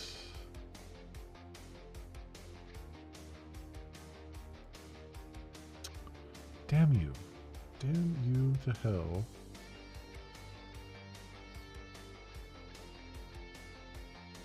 Why did you... God damn it.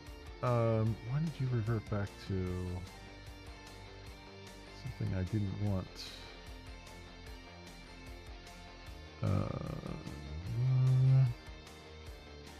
Did it use... What did it use to do this?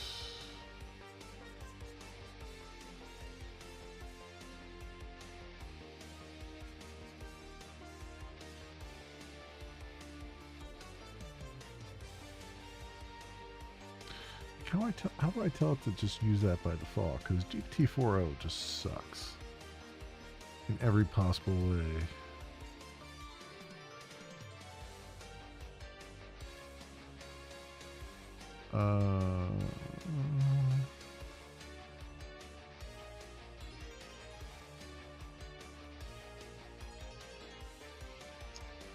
Settings.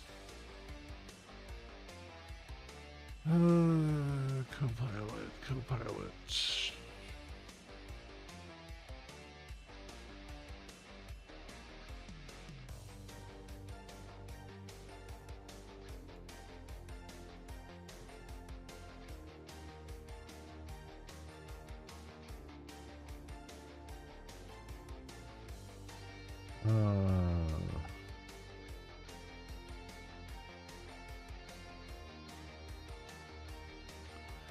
Doesn't tell you which one to use by default,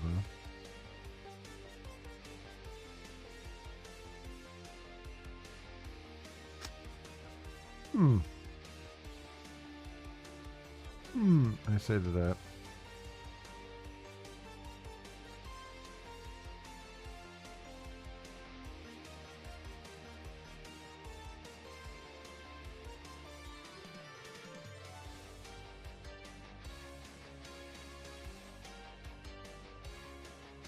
It just takes me back here.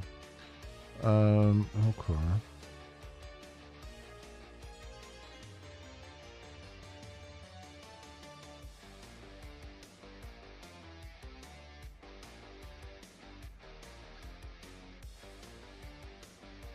Maybe if I tell it what repository to use. In my Scala Dreams repository, I have a class named camera. How would I go about adding methods to that class to support an orbiting camera that will move around a model at a fixed distance while continuing to point at the model.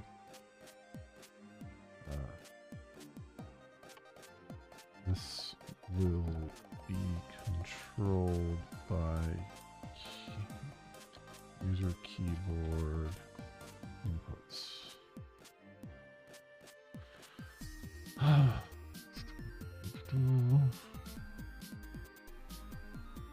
Yes, no, maybe? Nope. Okay.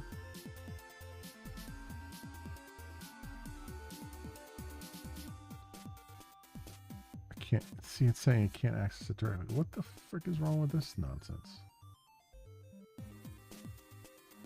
I can access it from here, though. Damn it, man. How many times do I have to type this frickin' thing in here? And I want it to use... I don't want it to use GPT. I want it to use... Look, if I do this now...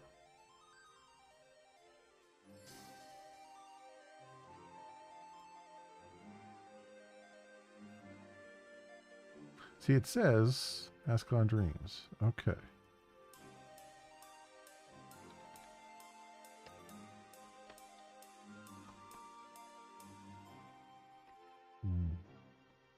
How would I expand my camera class to support an orbiting camera that keeps a model that focuses on a model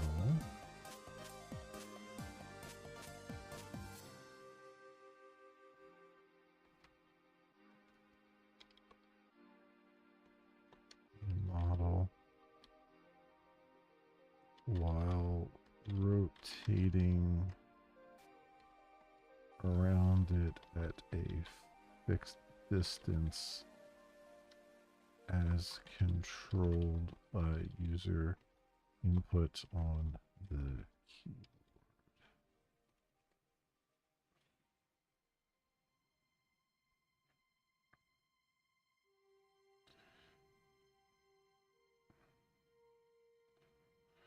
Error occurred when finding. Interesting. Wonder why that had an error.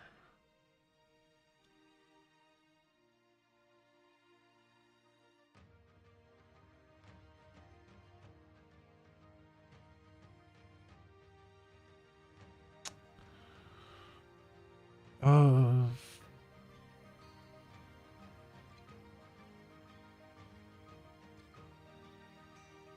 don't know why it had a problem with that.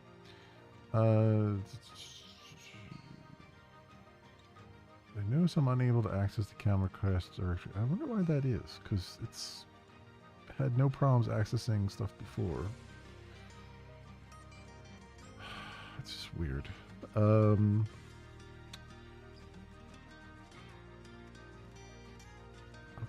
Left rotate, right rotate. Rotation speed. Vertical angle. Zoom?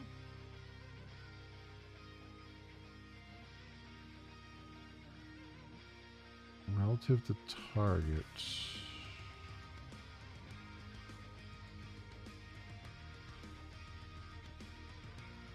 Oh yeah, I mean, I kind of figured we'd get into cosine and sine at this point. I mean, that makes sense.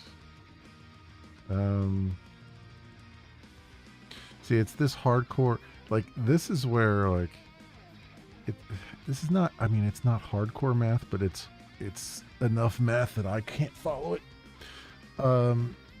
So, enough math, that's not entirely correct. It's enough math that I can't come up with it myself. Like, I need a formula to look at, and this is the kind of stuff that I need. Like, I could do algebra, and I can do linear algebra with matrices and stuff, but I need a formula to look at. I can't derive it myself, because deriving stuff requires calculus, and that is where I fail miserably. And did fail miserably several times. So.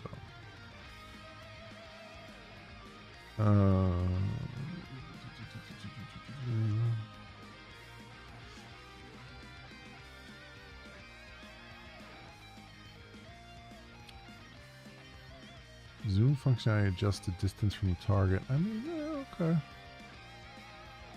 Zoom in and out.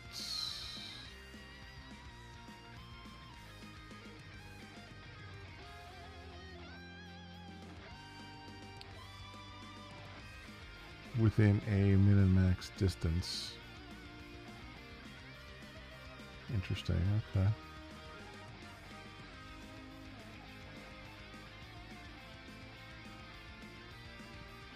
So if I did, let's see.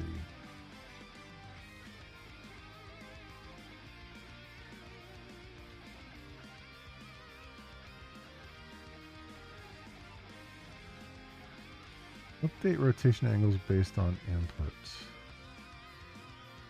So if I'm rotating left, it's horizontal angle.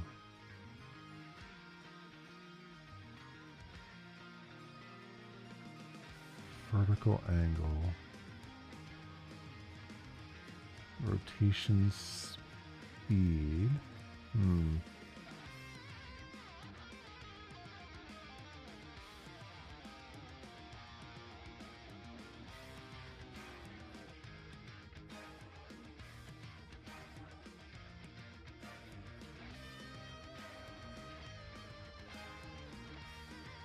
I do really like that it puts comments in the code to explain what's going on. Like, the target is the point we're orbiting around. The distance from target. The horizontal rotation angle. The vertical rotation angle. Okay.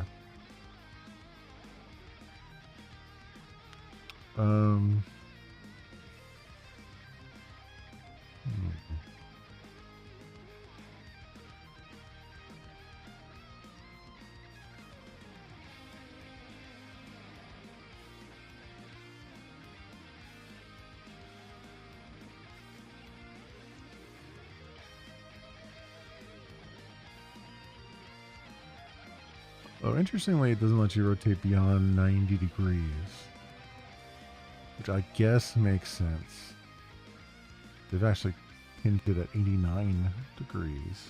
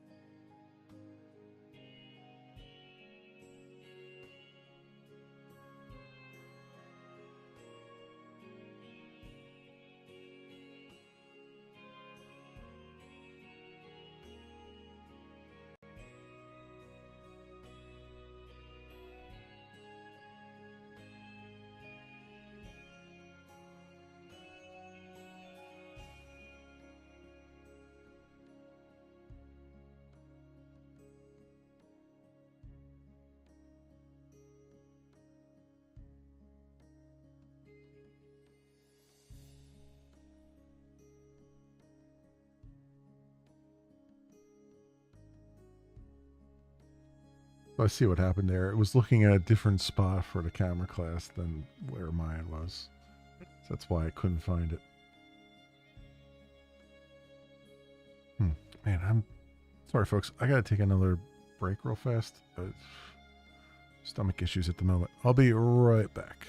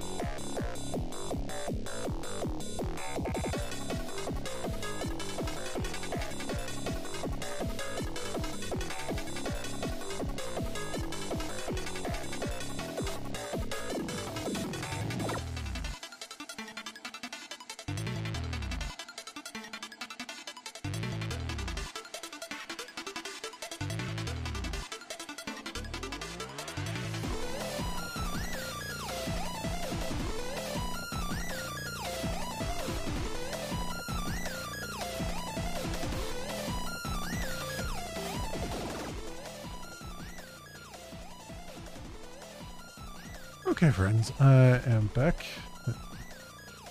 Let's back in here and see what happened with the stuff here. So let's see. Based on your existing camera class, help you support it. Or using Jomal for math operations, we can integrate the orbital functionality smoothly. Okay. New fields. Target orbit distance is orbiting. Min orbit distance. Max orbit distance. Orbit zoom speed. Okay. Keep your existing methods. I love that. Enable orbiting. Math clamp. Initial distance. Minimum orbit distance. Max orbit distance. Okay.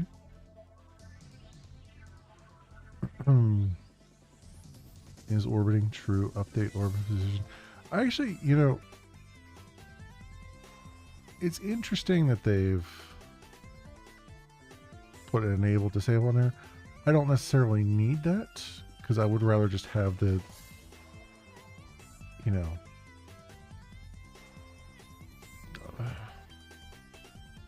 I would rather not put it in this class, but rather put it in like the input handling class, like have it be a, at some point I have to introduce a finite state machine, and that would probably be one of the states in the finite state machine, be like, oh, we're in orbiting camera mode, and then, you know, you would just go that way, and then the keyboard methods would call the appropriate methods on here, but okay. See, they did that because they wanted to integrate it with the set rotation and stuff, so I understand why the AI did this, because I did tell it, like, use that as a basis. It's like, all right, well, I'll integrate it with already existing things, but really, I would rather these just be new methods. Just orbit distance.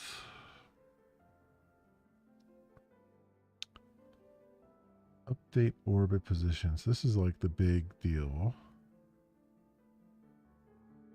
Position sets.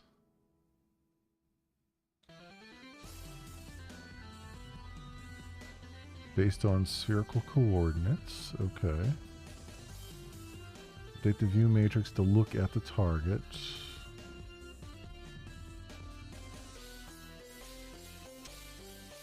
Update orbit position. Okay.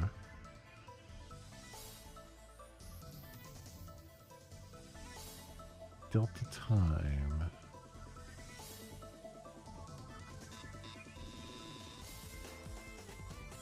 Units distance. What does times delta time? Handle input float delta time. Alright.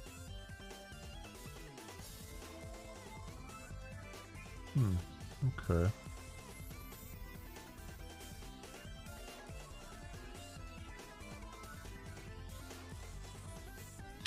And I don't need, I mean, zoom is interesting, but I don't think I need zoom.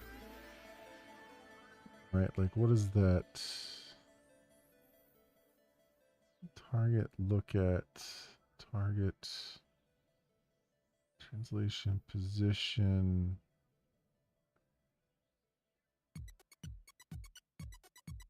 Where do they have the zoom at?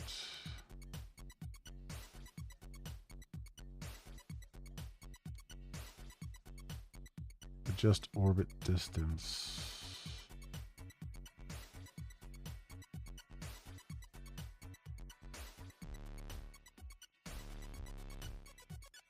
Zoom out. Okay. That's fine. I don't necessarily need that. It's good that they have it there, though. but it is relying on set rotation.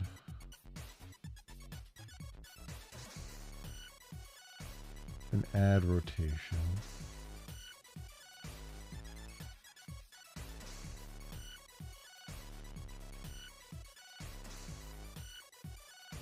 So it's adding a rotation of like 1 degree.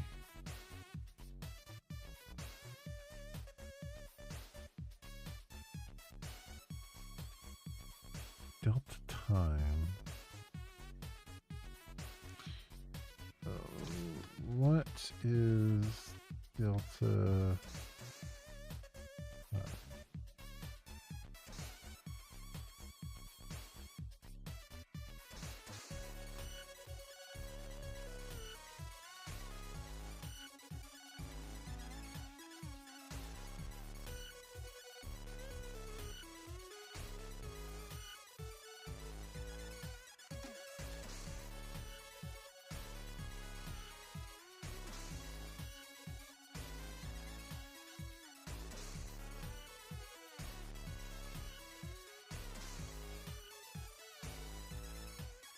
The relation between the current frame and the previous frame in your game loop is typically measured in seconds and is crucial for creating smooth, frame rate independent movement and animations.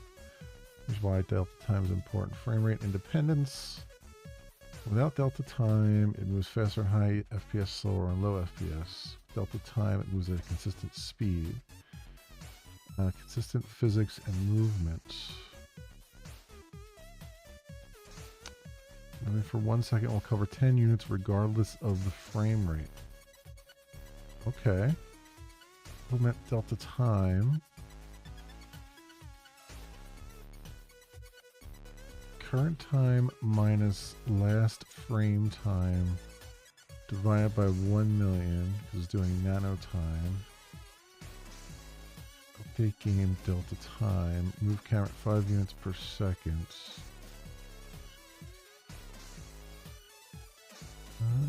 Okay.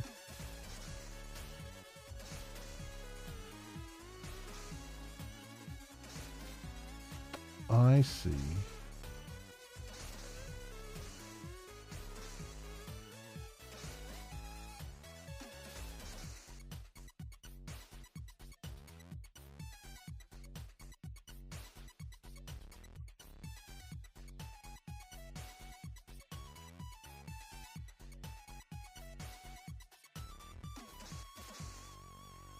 I mean, in my case, though, the delta time would just be, I already have the last render frame.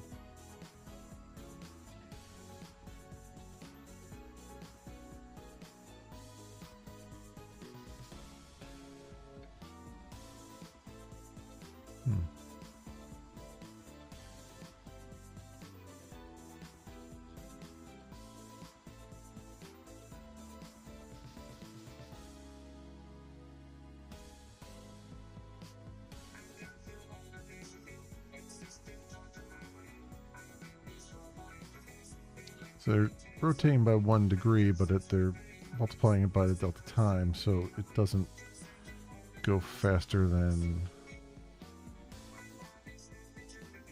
we're looking for.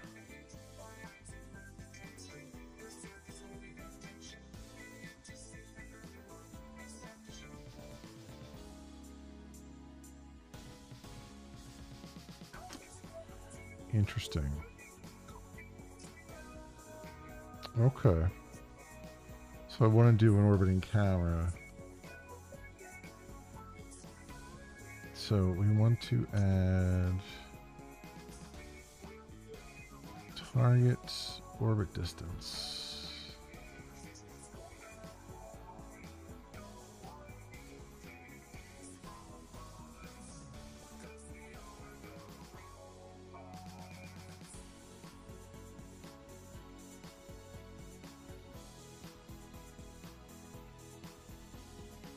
I feel like direction would be the target, but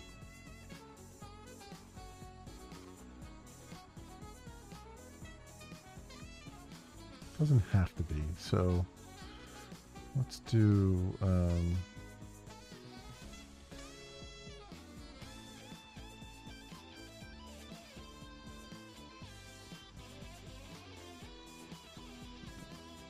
vector 3f target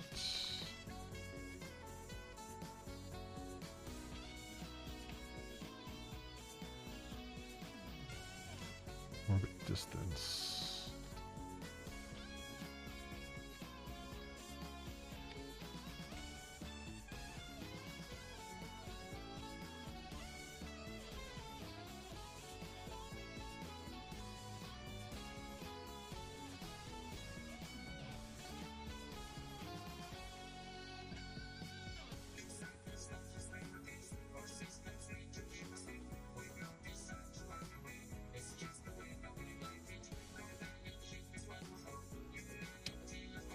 Make that a private static final long orbit distance.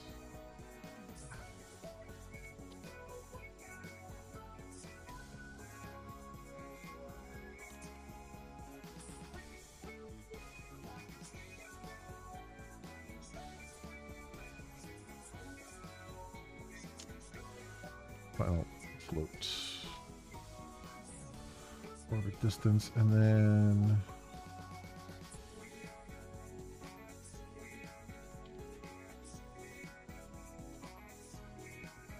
set target. Yeah, so we'll do source, generate getters and setters, camera target.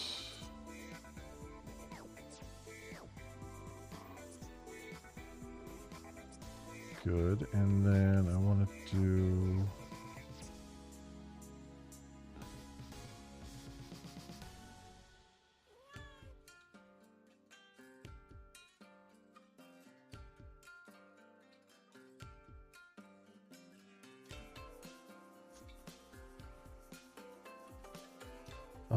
let's say I want to do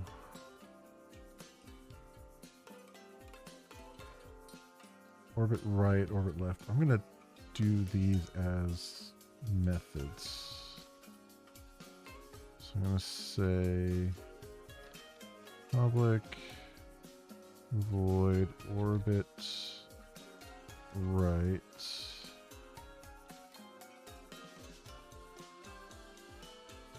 And then we'll say, how do we have that? Doing add rotation.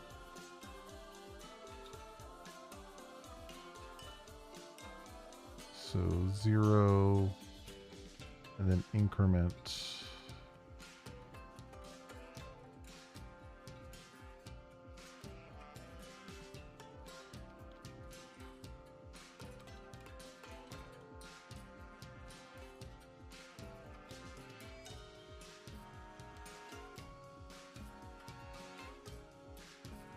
Right.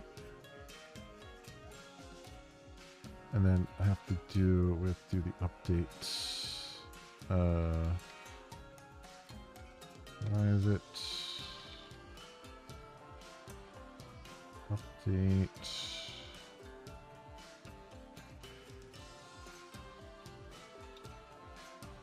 Update orbit position.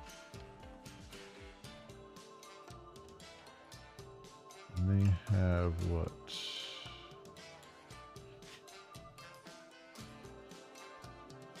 Yaw and pitch.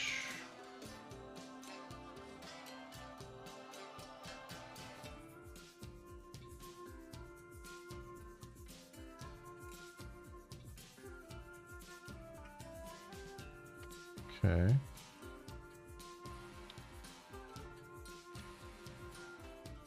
That's the rotation X. Okay.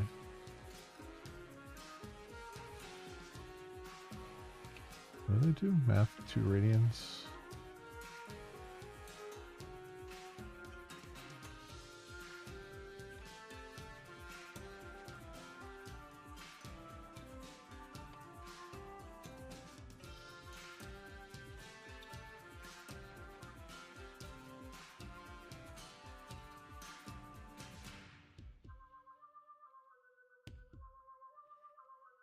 Right.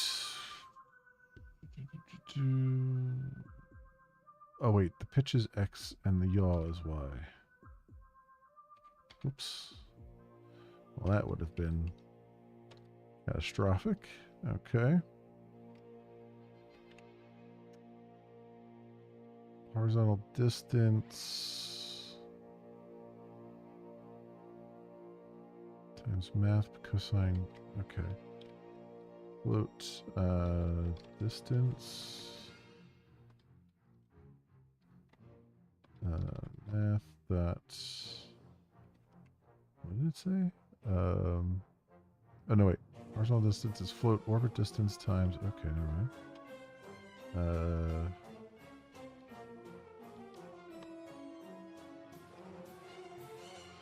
Orbit distance times math cosine pitch.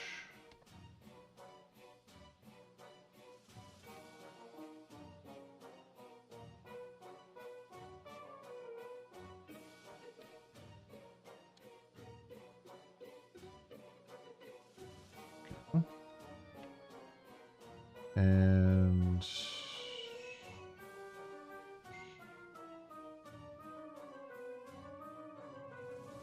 Y, X, and then Z. Okay.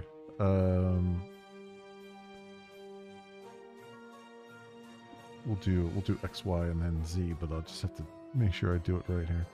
So X is distance times the sine of the yaw. So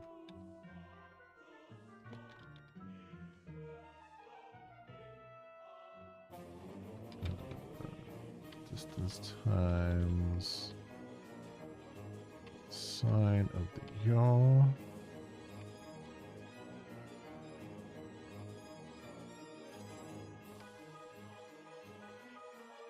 Oh, wait, that's not the right one. It's distance.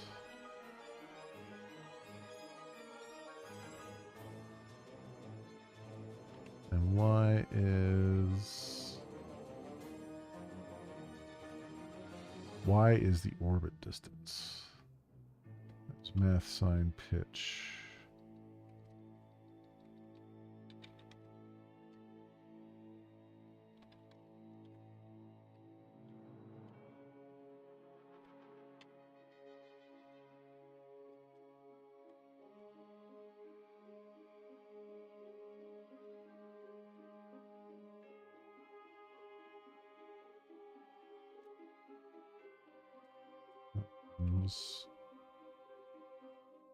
Math cosine yaw.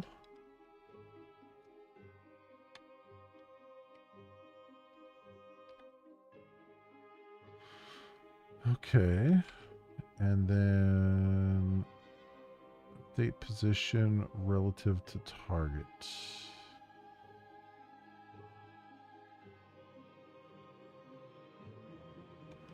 Okay, so dot set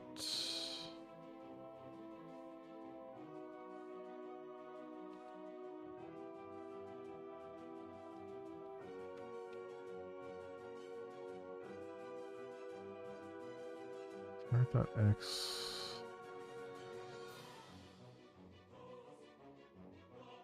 oops, camera target.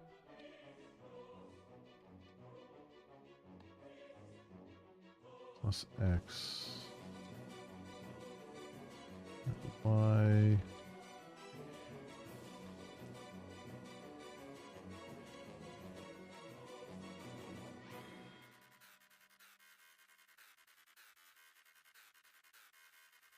yeah, so camera target X plus X, Y plus Y, Z plus Z, and then update the view matrix. Okay. View matrix. Now, I don't need identity, right? Because it's like, it says look at. Let me see if I need it for look at. is immediately followed by a call to translate, rotate, scale, perspective, frustum, ortho, look at, look along, or any other overloads. That call identity can be omitted and the subsequent call replaced with translation, rotation, scaling, set ortho, set look at. Okay, so I don't need to do identity. I can just do dot set look at.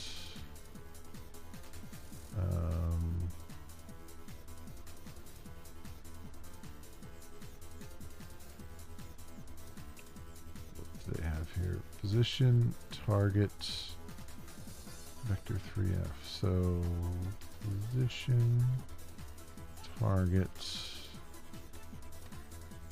vector 3F, 0, 1, 0, 0, 1, 0.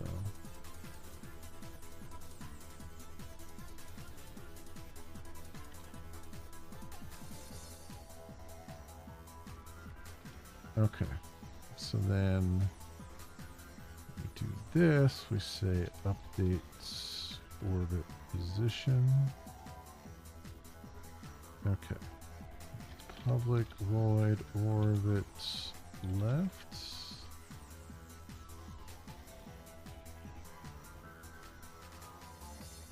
And that would be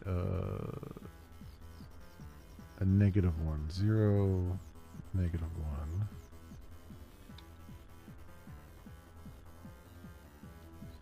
So, negative increments.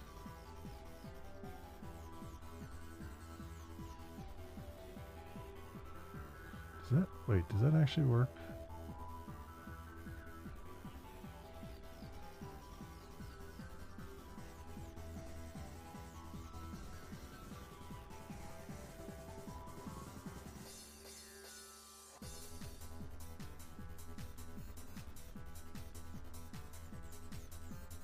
I don't think that will actually work the way I want it to.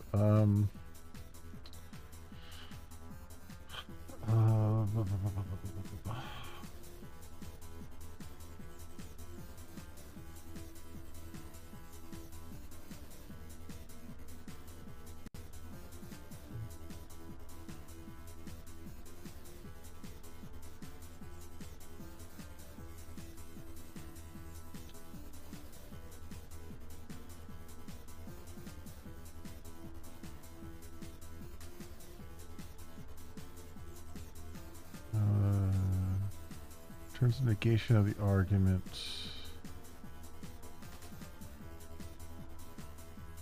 Throwing exception of the result overflows along.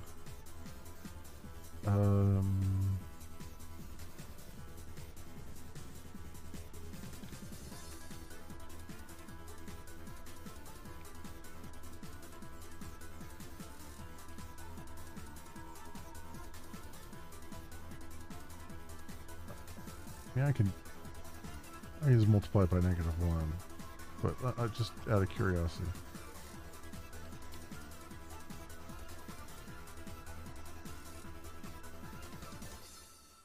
Simply use the urinary minus. Really?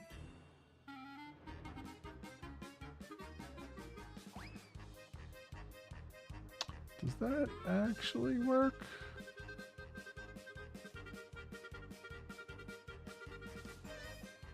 Let's try it. Let's try it. For some reason that doesn't feel like that will actually work, but I'm going to try it. And we'll see what happens.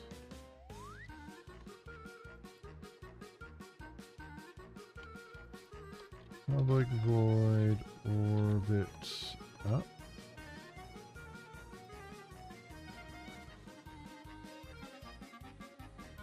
Is -1 x, and then orbit down is +1x.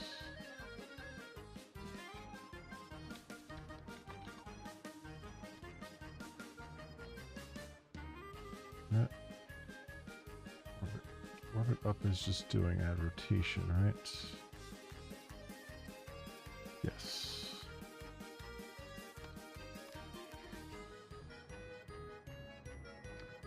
And increment 0.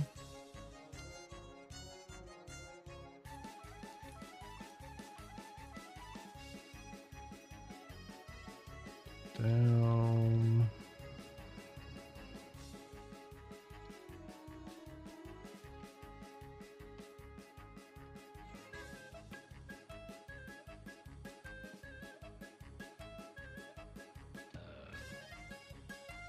Okay.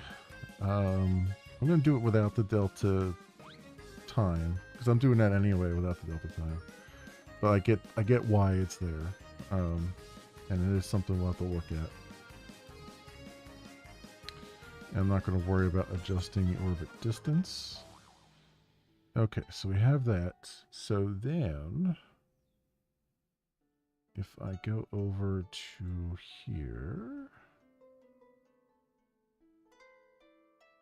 and I change these to be, instead of move right, we say orbit right, orbit left, orbit up,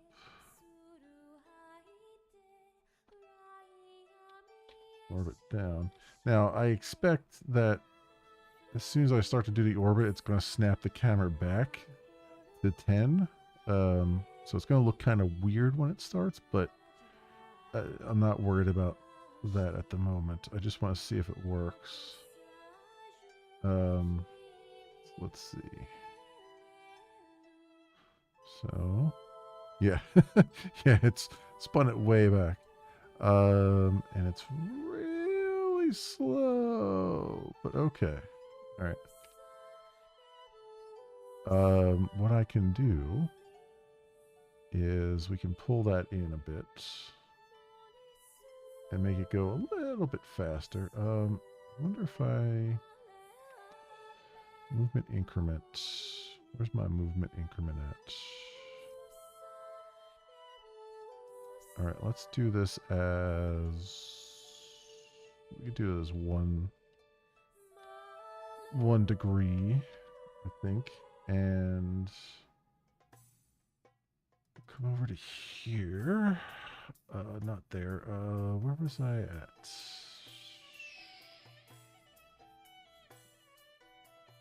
It was in here. And we'll put the distance at, let's try 3. And let's try this again.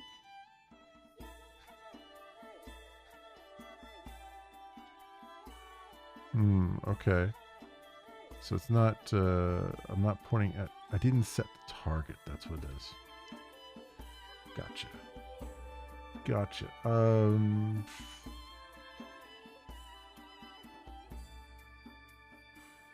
The camera target, so it's orbiting but not around the thing.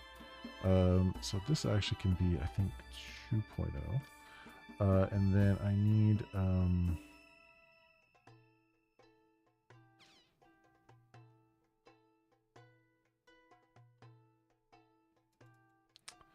to set the camera target, which I should be able to set once, but I need to, where do I, here it is, set position, set scale, 0, 0, -4, set rotation, and I need,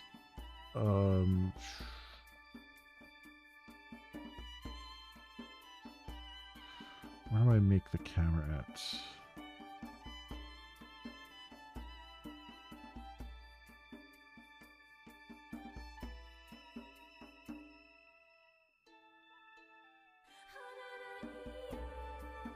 I don't think I actually make the camera anywhere, do I?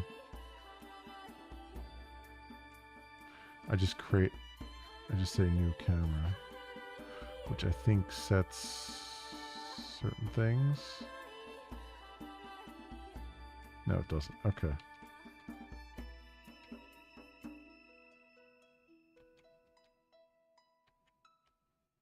So if I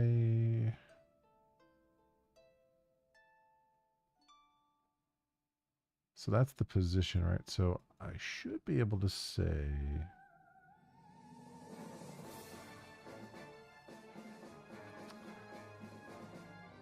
get camera,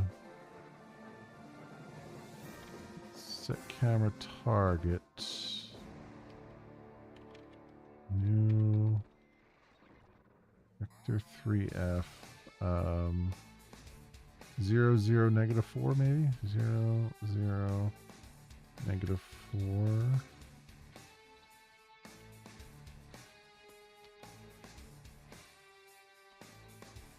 Let's see what that does.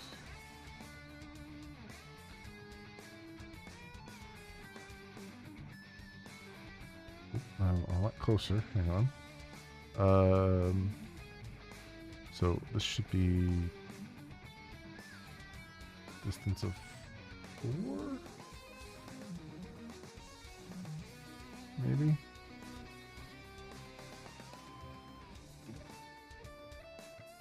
Let's try that.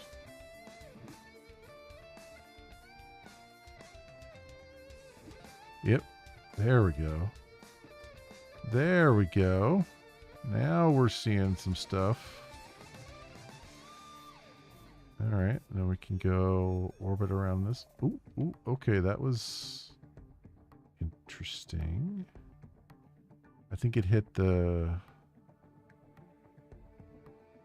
Huh, okay, that's an interesting little side effect where it just kind of flips around.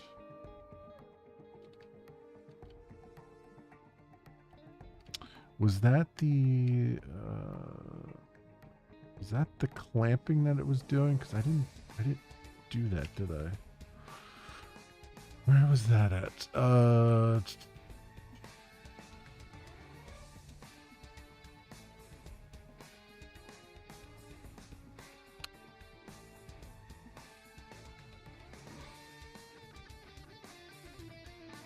Just orbit distance.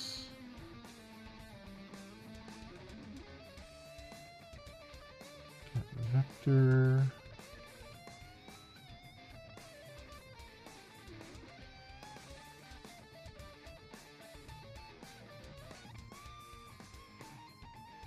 Now, it was clamping the orbit distance, which I don't need to do because I'm not changing the distance. Interesting.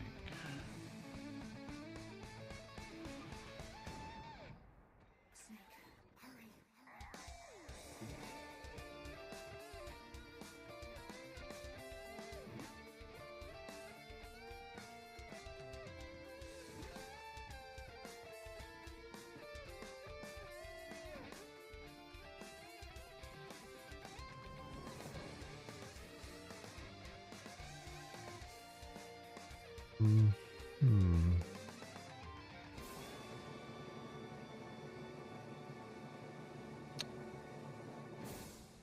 wonder, so the orbit camera example works well. However,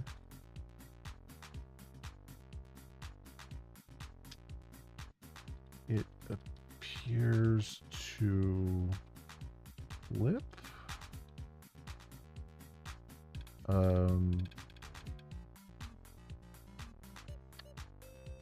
When it reaches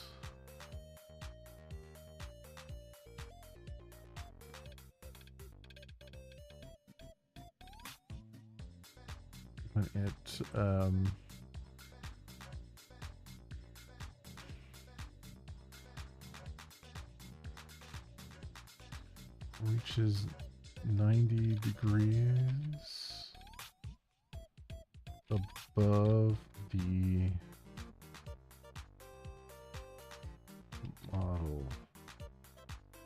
How do I fix that?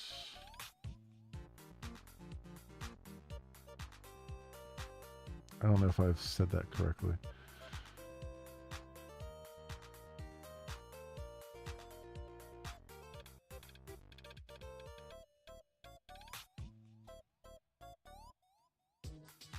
So what?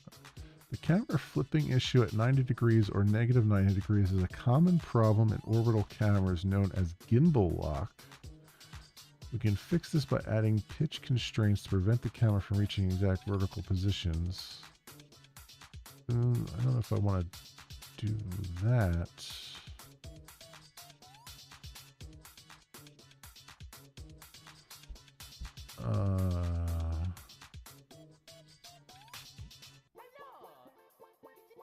Stop just short of 90 degrees. So clamp the pitch rotation to stay within these limits from ever reaching exact vertical position where the flipping occurs.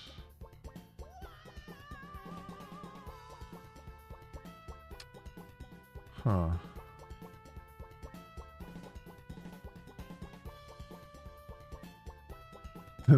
Avoiding the mathematical singularity that occurs at exactly 90 degrees. There's a band name right there, mathematical singularity. But is that...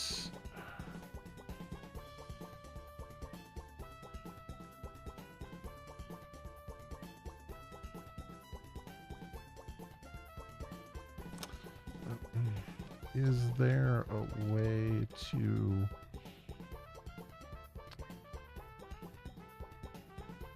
not clamp the camera just before 90 degrees, but instead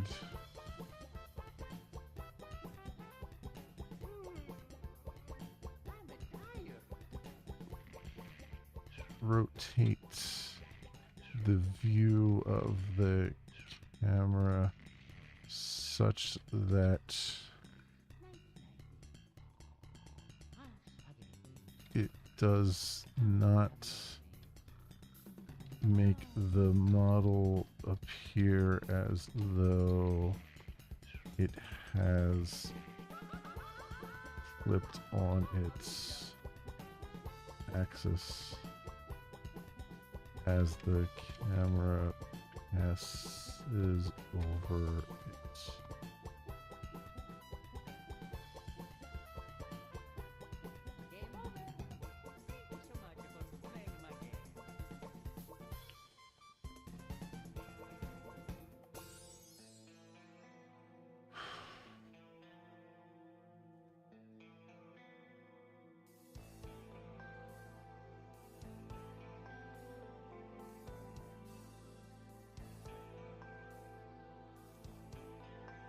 Okay. Yes, there's a way to achieve smooth over-the-top camera movement without clamping by adjusting the up vector of the camera based on its position relative to the model. This technique keeps the model properly oriented as you pass over it. Here's how to modify your camera class. So, all that is the same. Calculate the up vector based on camera position. So that's new. Calculate up vector. Oh, I see. So the up vector, we were just giving it like a fixed up, and this will now change that. Okay, okay. Because we were just giving it, I think, 0, 1, 0 as the original thing, right? Is that, am I correct on that? Yeah, see, we were just giving it 0, 1, 0, so now we're saying dynamically change the up vector based on where we're at. So if we're looking from below or above, normalized pitch mod 2 times pi. Okay. Normalized pitch is less than 0. Add 2 times pi to it. Okay. Create a new up vector. See, this is the kind of math that I would never be able to come up with this math on my own. So, like, I am happy to have an AI generate the math for me. And I'm happy to take it as is, because I would never be able to determine this on my own. Create a new up vector. If we're past vertical, including upside down, smoothly interpolate the up vector. Invert the up vector, normal up vector. I see, so it's going 0, -1, 0 versus 0, 1, 0, depending on which pitch we're at. You can add smooth interpolation near the transition points. This helps prevent any sudden changes in orientation. So radians around pi over 2 and 3 pi over 2. Calculate interpolation factor, smooth interpolation factor. Interpolate between up and down vectors. This solution allows full 360-degree vertical rotation, maintains proper model orientation throughout the rotation, smoothly transitions the up vector when passing over and under the model, prevents any sudden flips or orientation changes. Calculate an appropriate up vector based on the camera's position relative to the model. When the camera passes beyond vertical 90 degrees, we gradually adjust the up vector. The smooth interpolation near transition points around 90 and 270 degrees prevents any jarring changes. You can adjust the transition range value to make the transition more or less gradual. A smaller value will make the transition more sudden but precise, while a larger value will make it smoother but more gradual. The main advantages over clamping are full freedom of camera movement, no artificial limitations on viewing angles, smooth natural feeling transitions, consistent model orientation. Okay. So let's put this calculate up vector in there.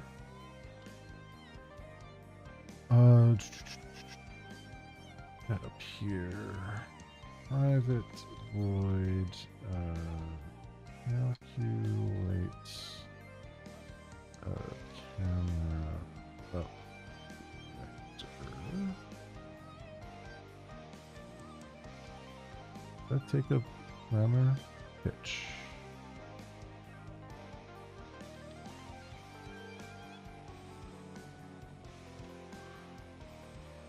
All right. Are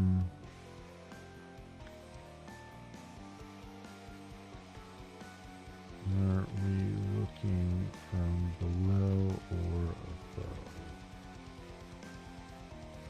Quote, normalized pitch. Pitch mod 2 times pi.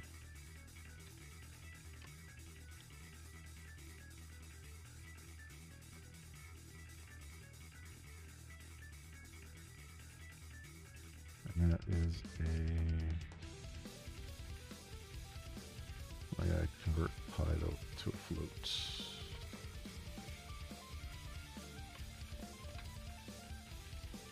If it's less than 0,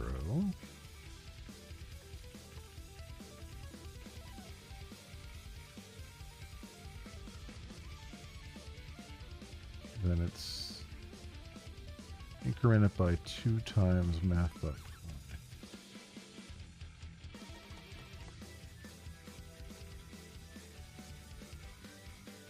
Oops.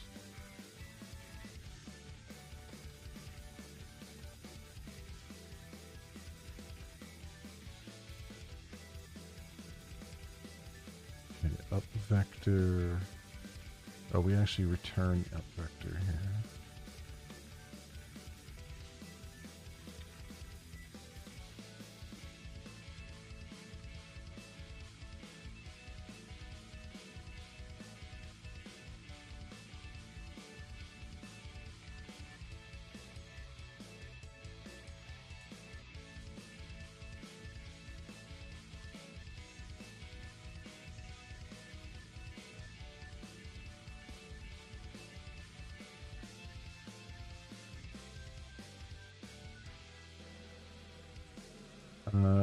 If we're past vertical,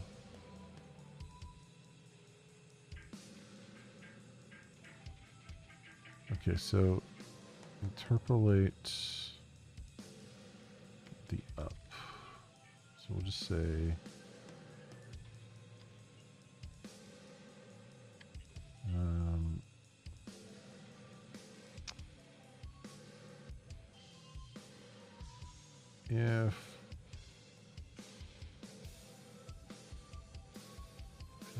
pi divided by 2. Okay, if normalized pitch is greater than math dot pi divided by 2, and it's less than 3 math pi divided by 2. And less than 3 times math dot pi divided by 2.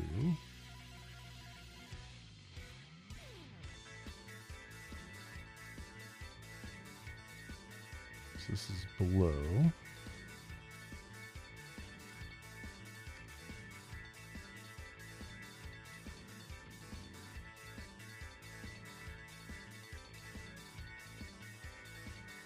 That's 0, -1, 0.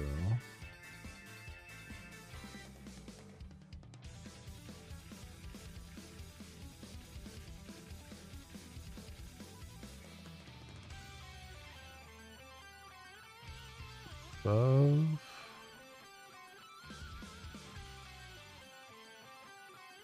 0, 1, 0. I can just do, I'm just going to put 0f, 1f, 0f here.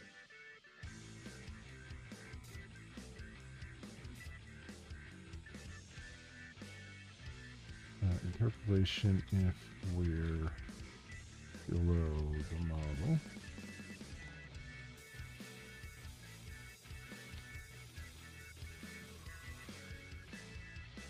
That'll be that.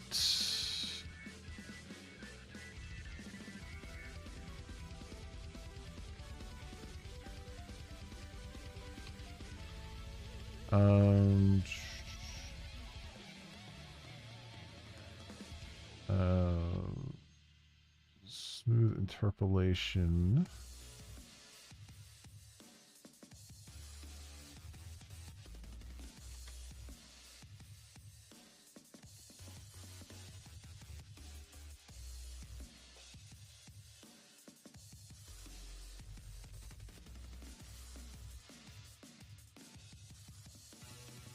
Transition range.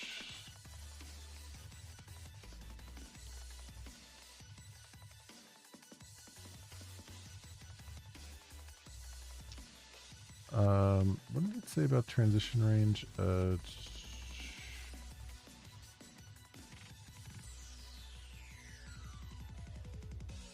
Can adjust the transition range value to make the transition more or less gradual. A smaller value will make it more sudden but precise, while a larger value will make it smoother, more gradual. Alright, so let's make it, let's do 0.4f.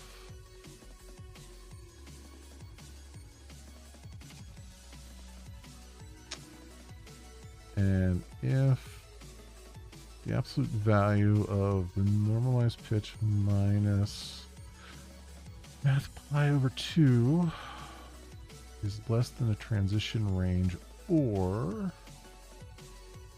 the absolute value of the normalized pitch minus 3 times math pi over 2 is less than the transition range.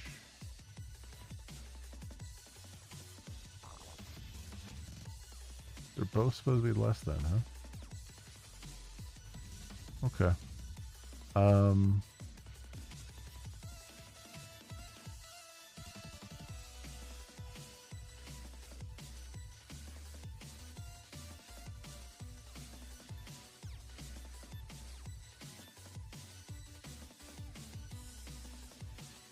So I'm gonna do Boolean do smooth interpolation. Let's say math dot absolute value of normalized pitch minus math.pi minus math.pi over 2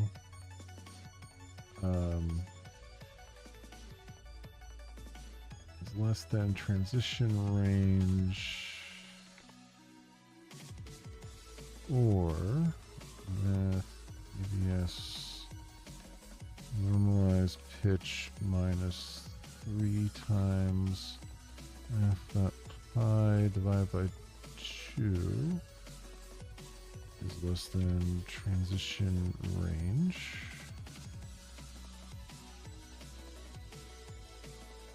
Go. If smooth interpolation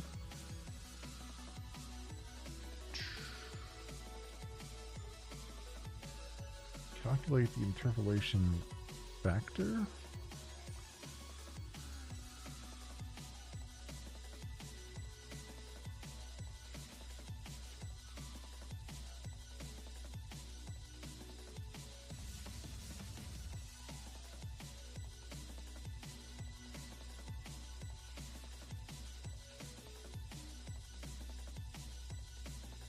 Okay.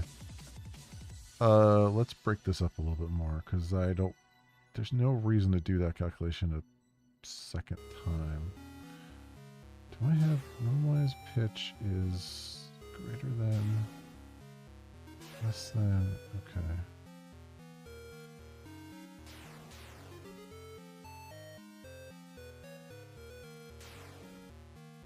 First of all, there's a couple things I want to do here. I know these aren't that important, but I need them just for my own sanity. So we're using a lot of math pi over 2 and 3 math pi over 2. So first things first. First things first. We're going to do have it static final floats pi over 2 equals math dot pi divided by 2. And that's, is that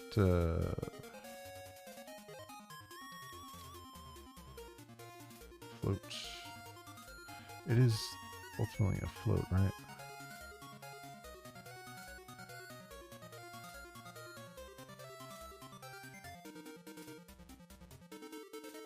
Yeah, I think that'll be worth keeping it afloat. And 3 math pi over 2.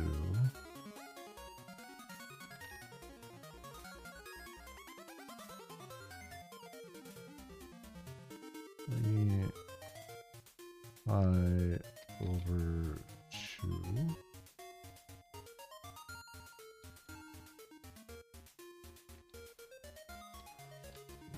Times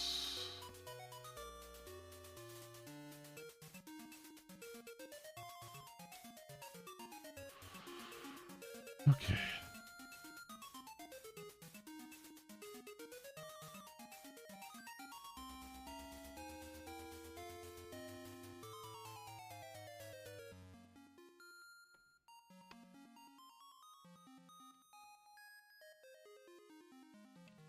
And then over 2.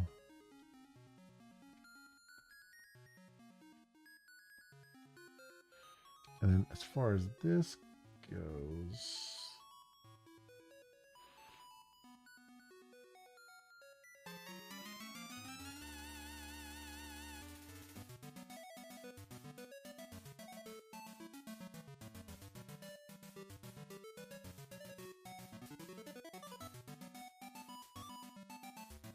yeah, we'll figure it out in a second.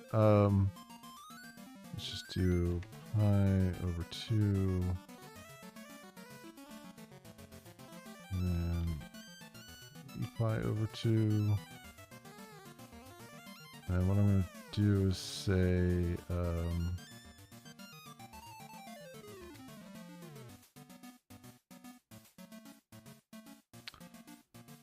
Math ABS is less than transition range.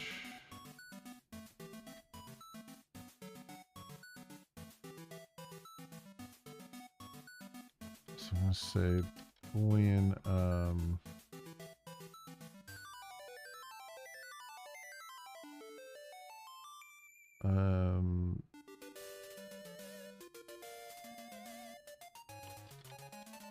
normalized pi over 2.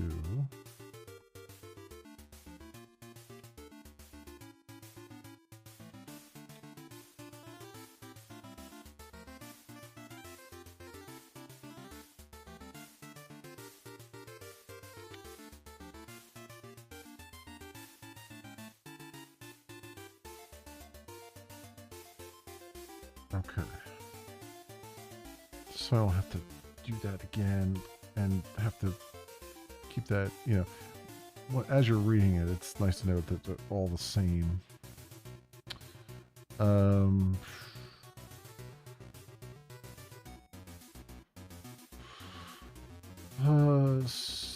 So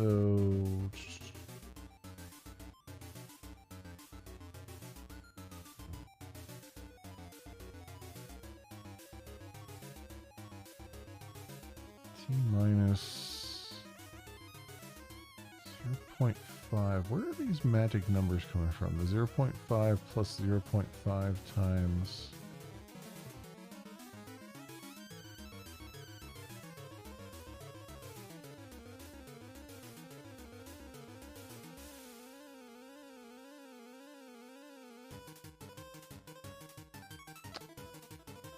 where those came from, but whatever.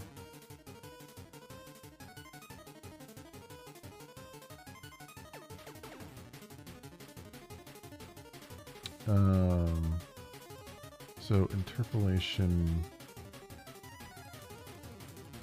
factor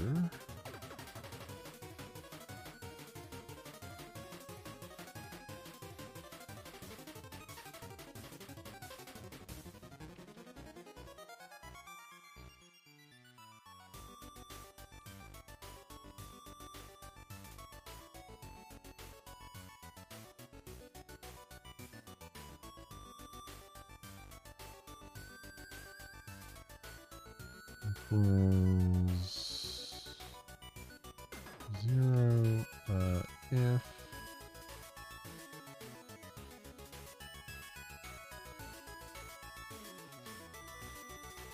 normalize pi over 2, right?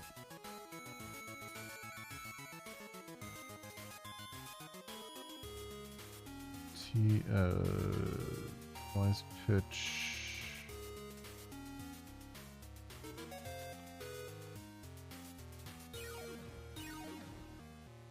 Okay, interpolation factor equals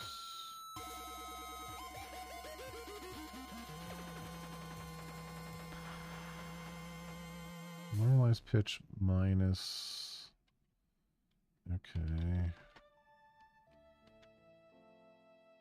minus pi over 2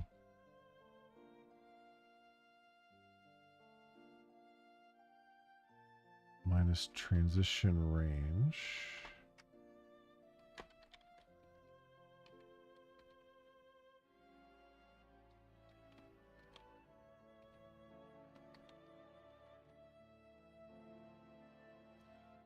Divide it by 2 times the transition range.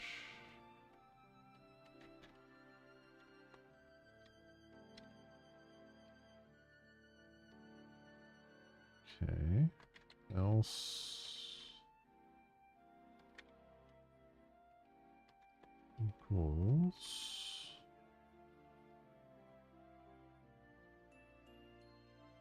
the same thing except 3 pi over 2. Okay, so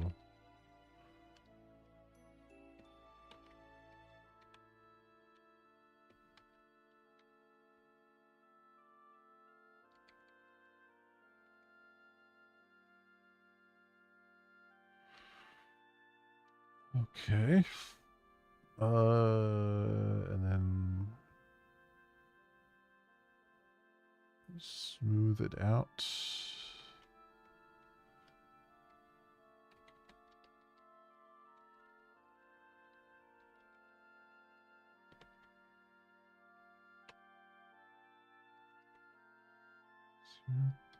.5f times 5f or plus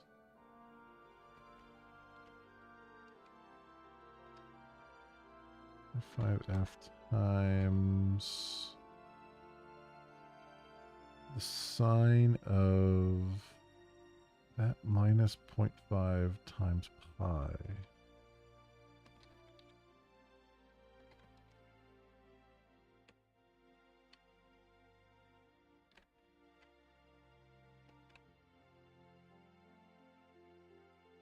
Minus 0.5.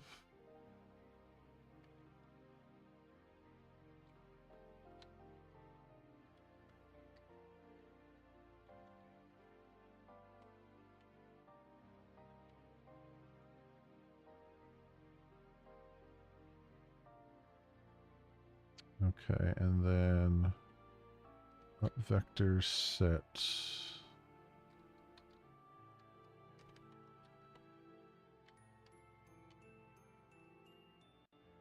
0 math cosine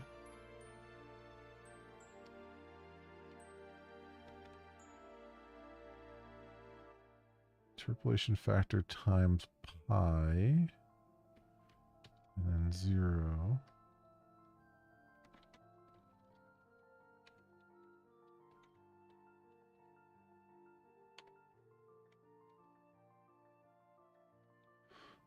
Return up vector. Right? And then that becomes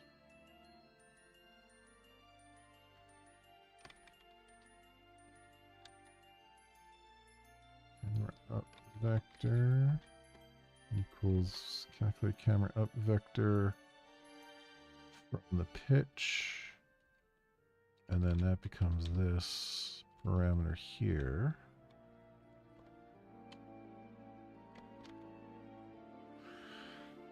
Okay.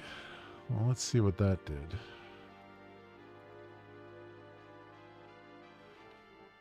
So we can rotate around this way. When we hit the upper limit. Okay, well, it flipped a little bit, but it figured itself out. Oh, but not... It's still a little bit janky. Still not quite sure of itself. See, that time it worked okay. How about this time? Nope. Yep. It's, yeah. It's, the underside. So it is kind of flipping a little bit right there. It's correcting itself, but it's noticeable.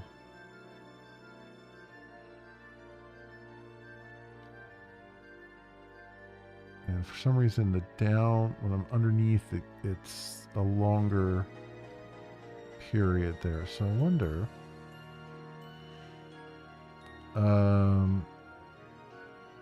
let me do something here. If I do, let's put the transition range to like 1.0 here. Let's run this again.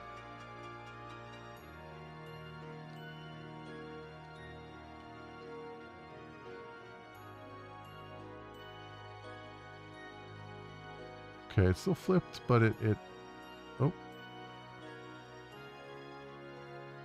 Yeah, it's got, so underneath it's got a long, like over top it seems to be working okay.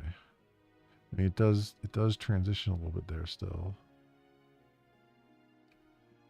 But down below it's really noticeable, so it's not quite right. It is better. It is better.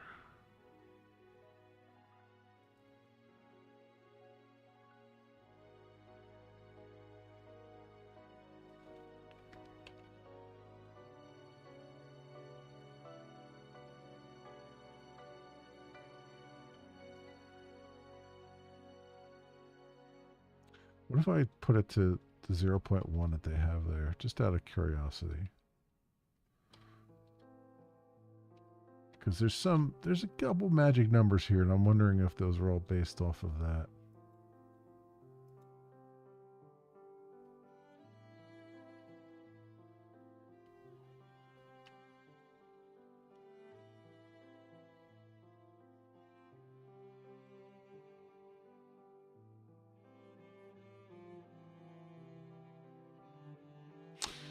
Still underneath it still has a problem, and over above it flickers briefly. So that's interesting.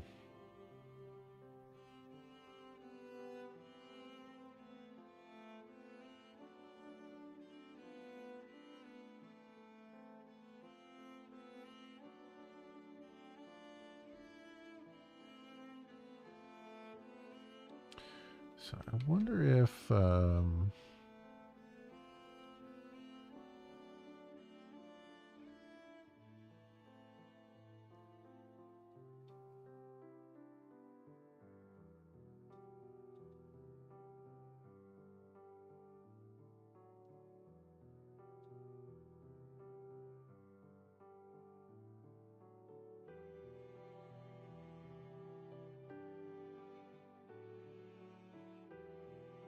or less than.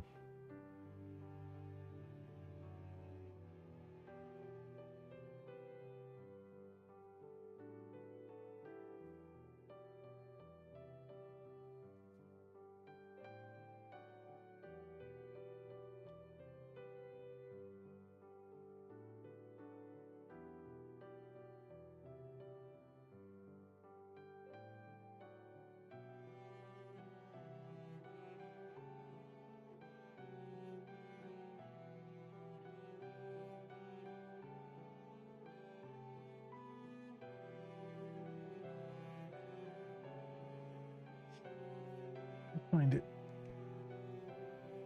a bit odd that we're doing less than on both of these, but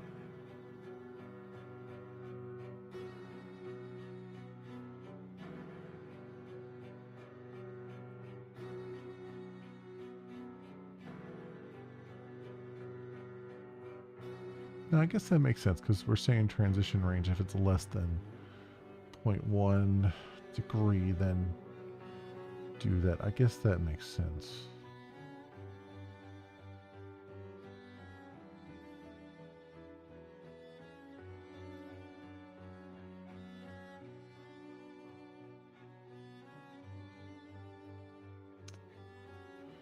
Pitch mod to math pi.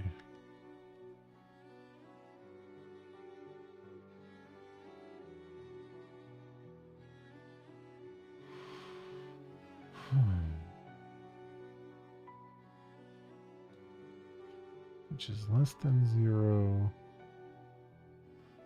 Grant it by 2 times math pi. Okay, I mean, it helped a little bit. It's not quite right, but it helped a little bit.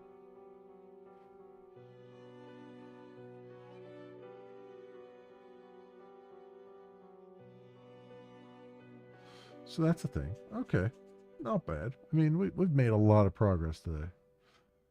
A hell of a lot of progress. We've made something that's actually we've transformed the program into something that is a good citizen on the operating system at least, and not tearing everything down.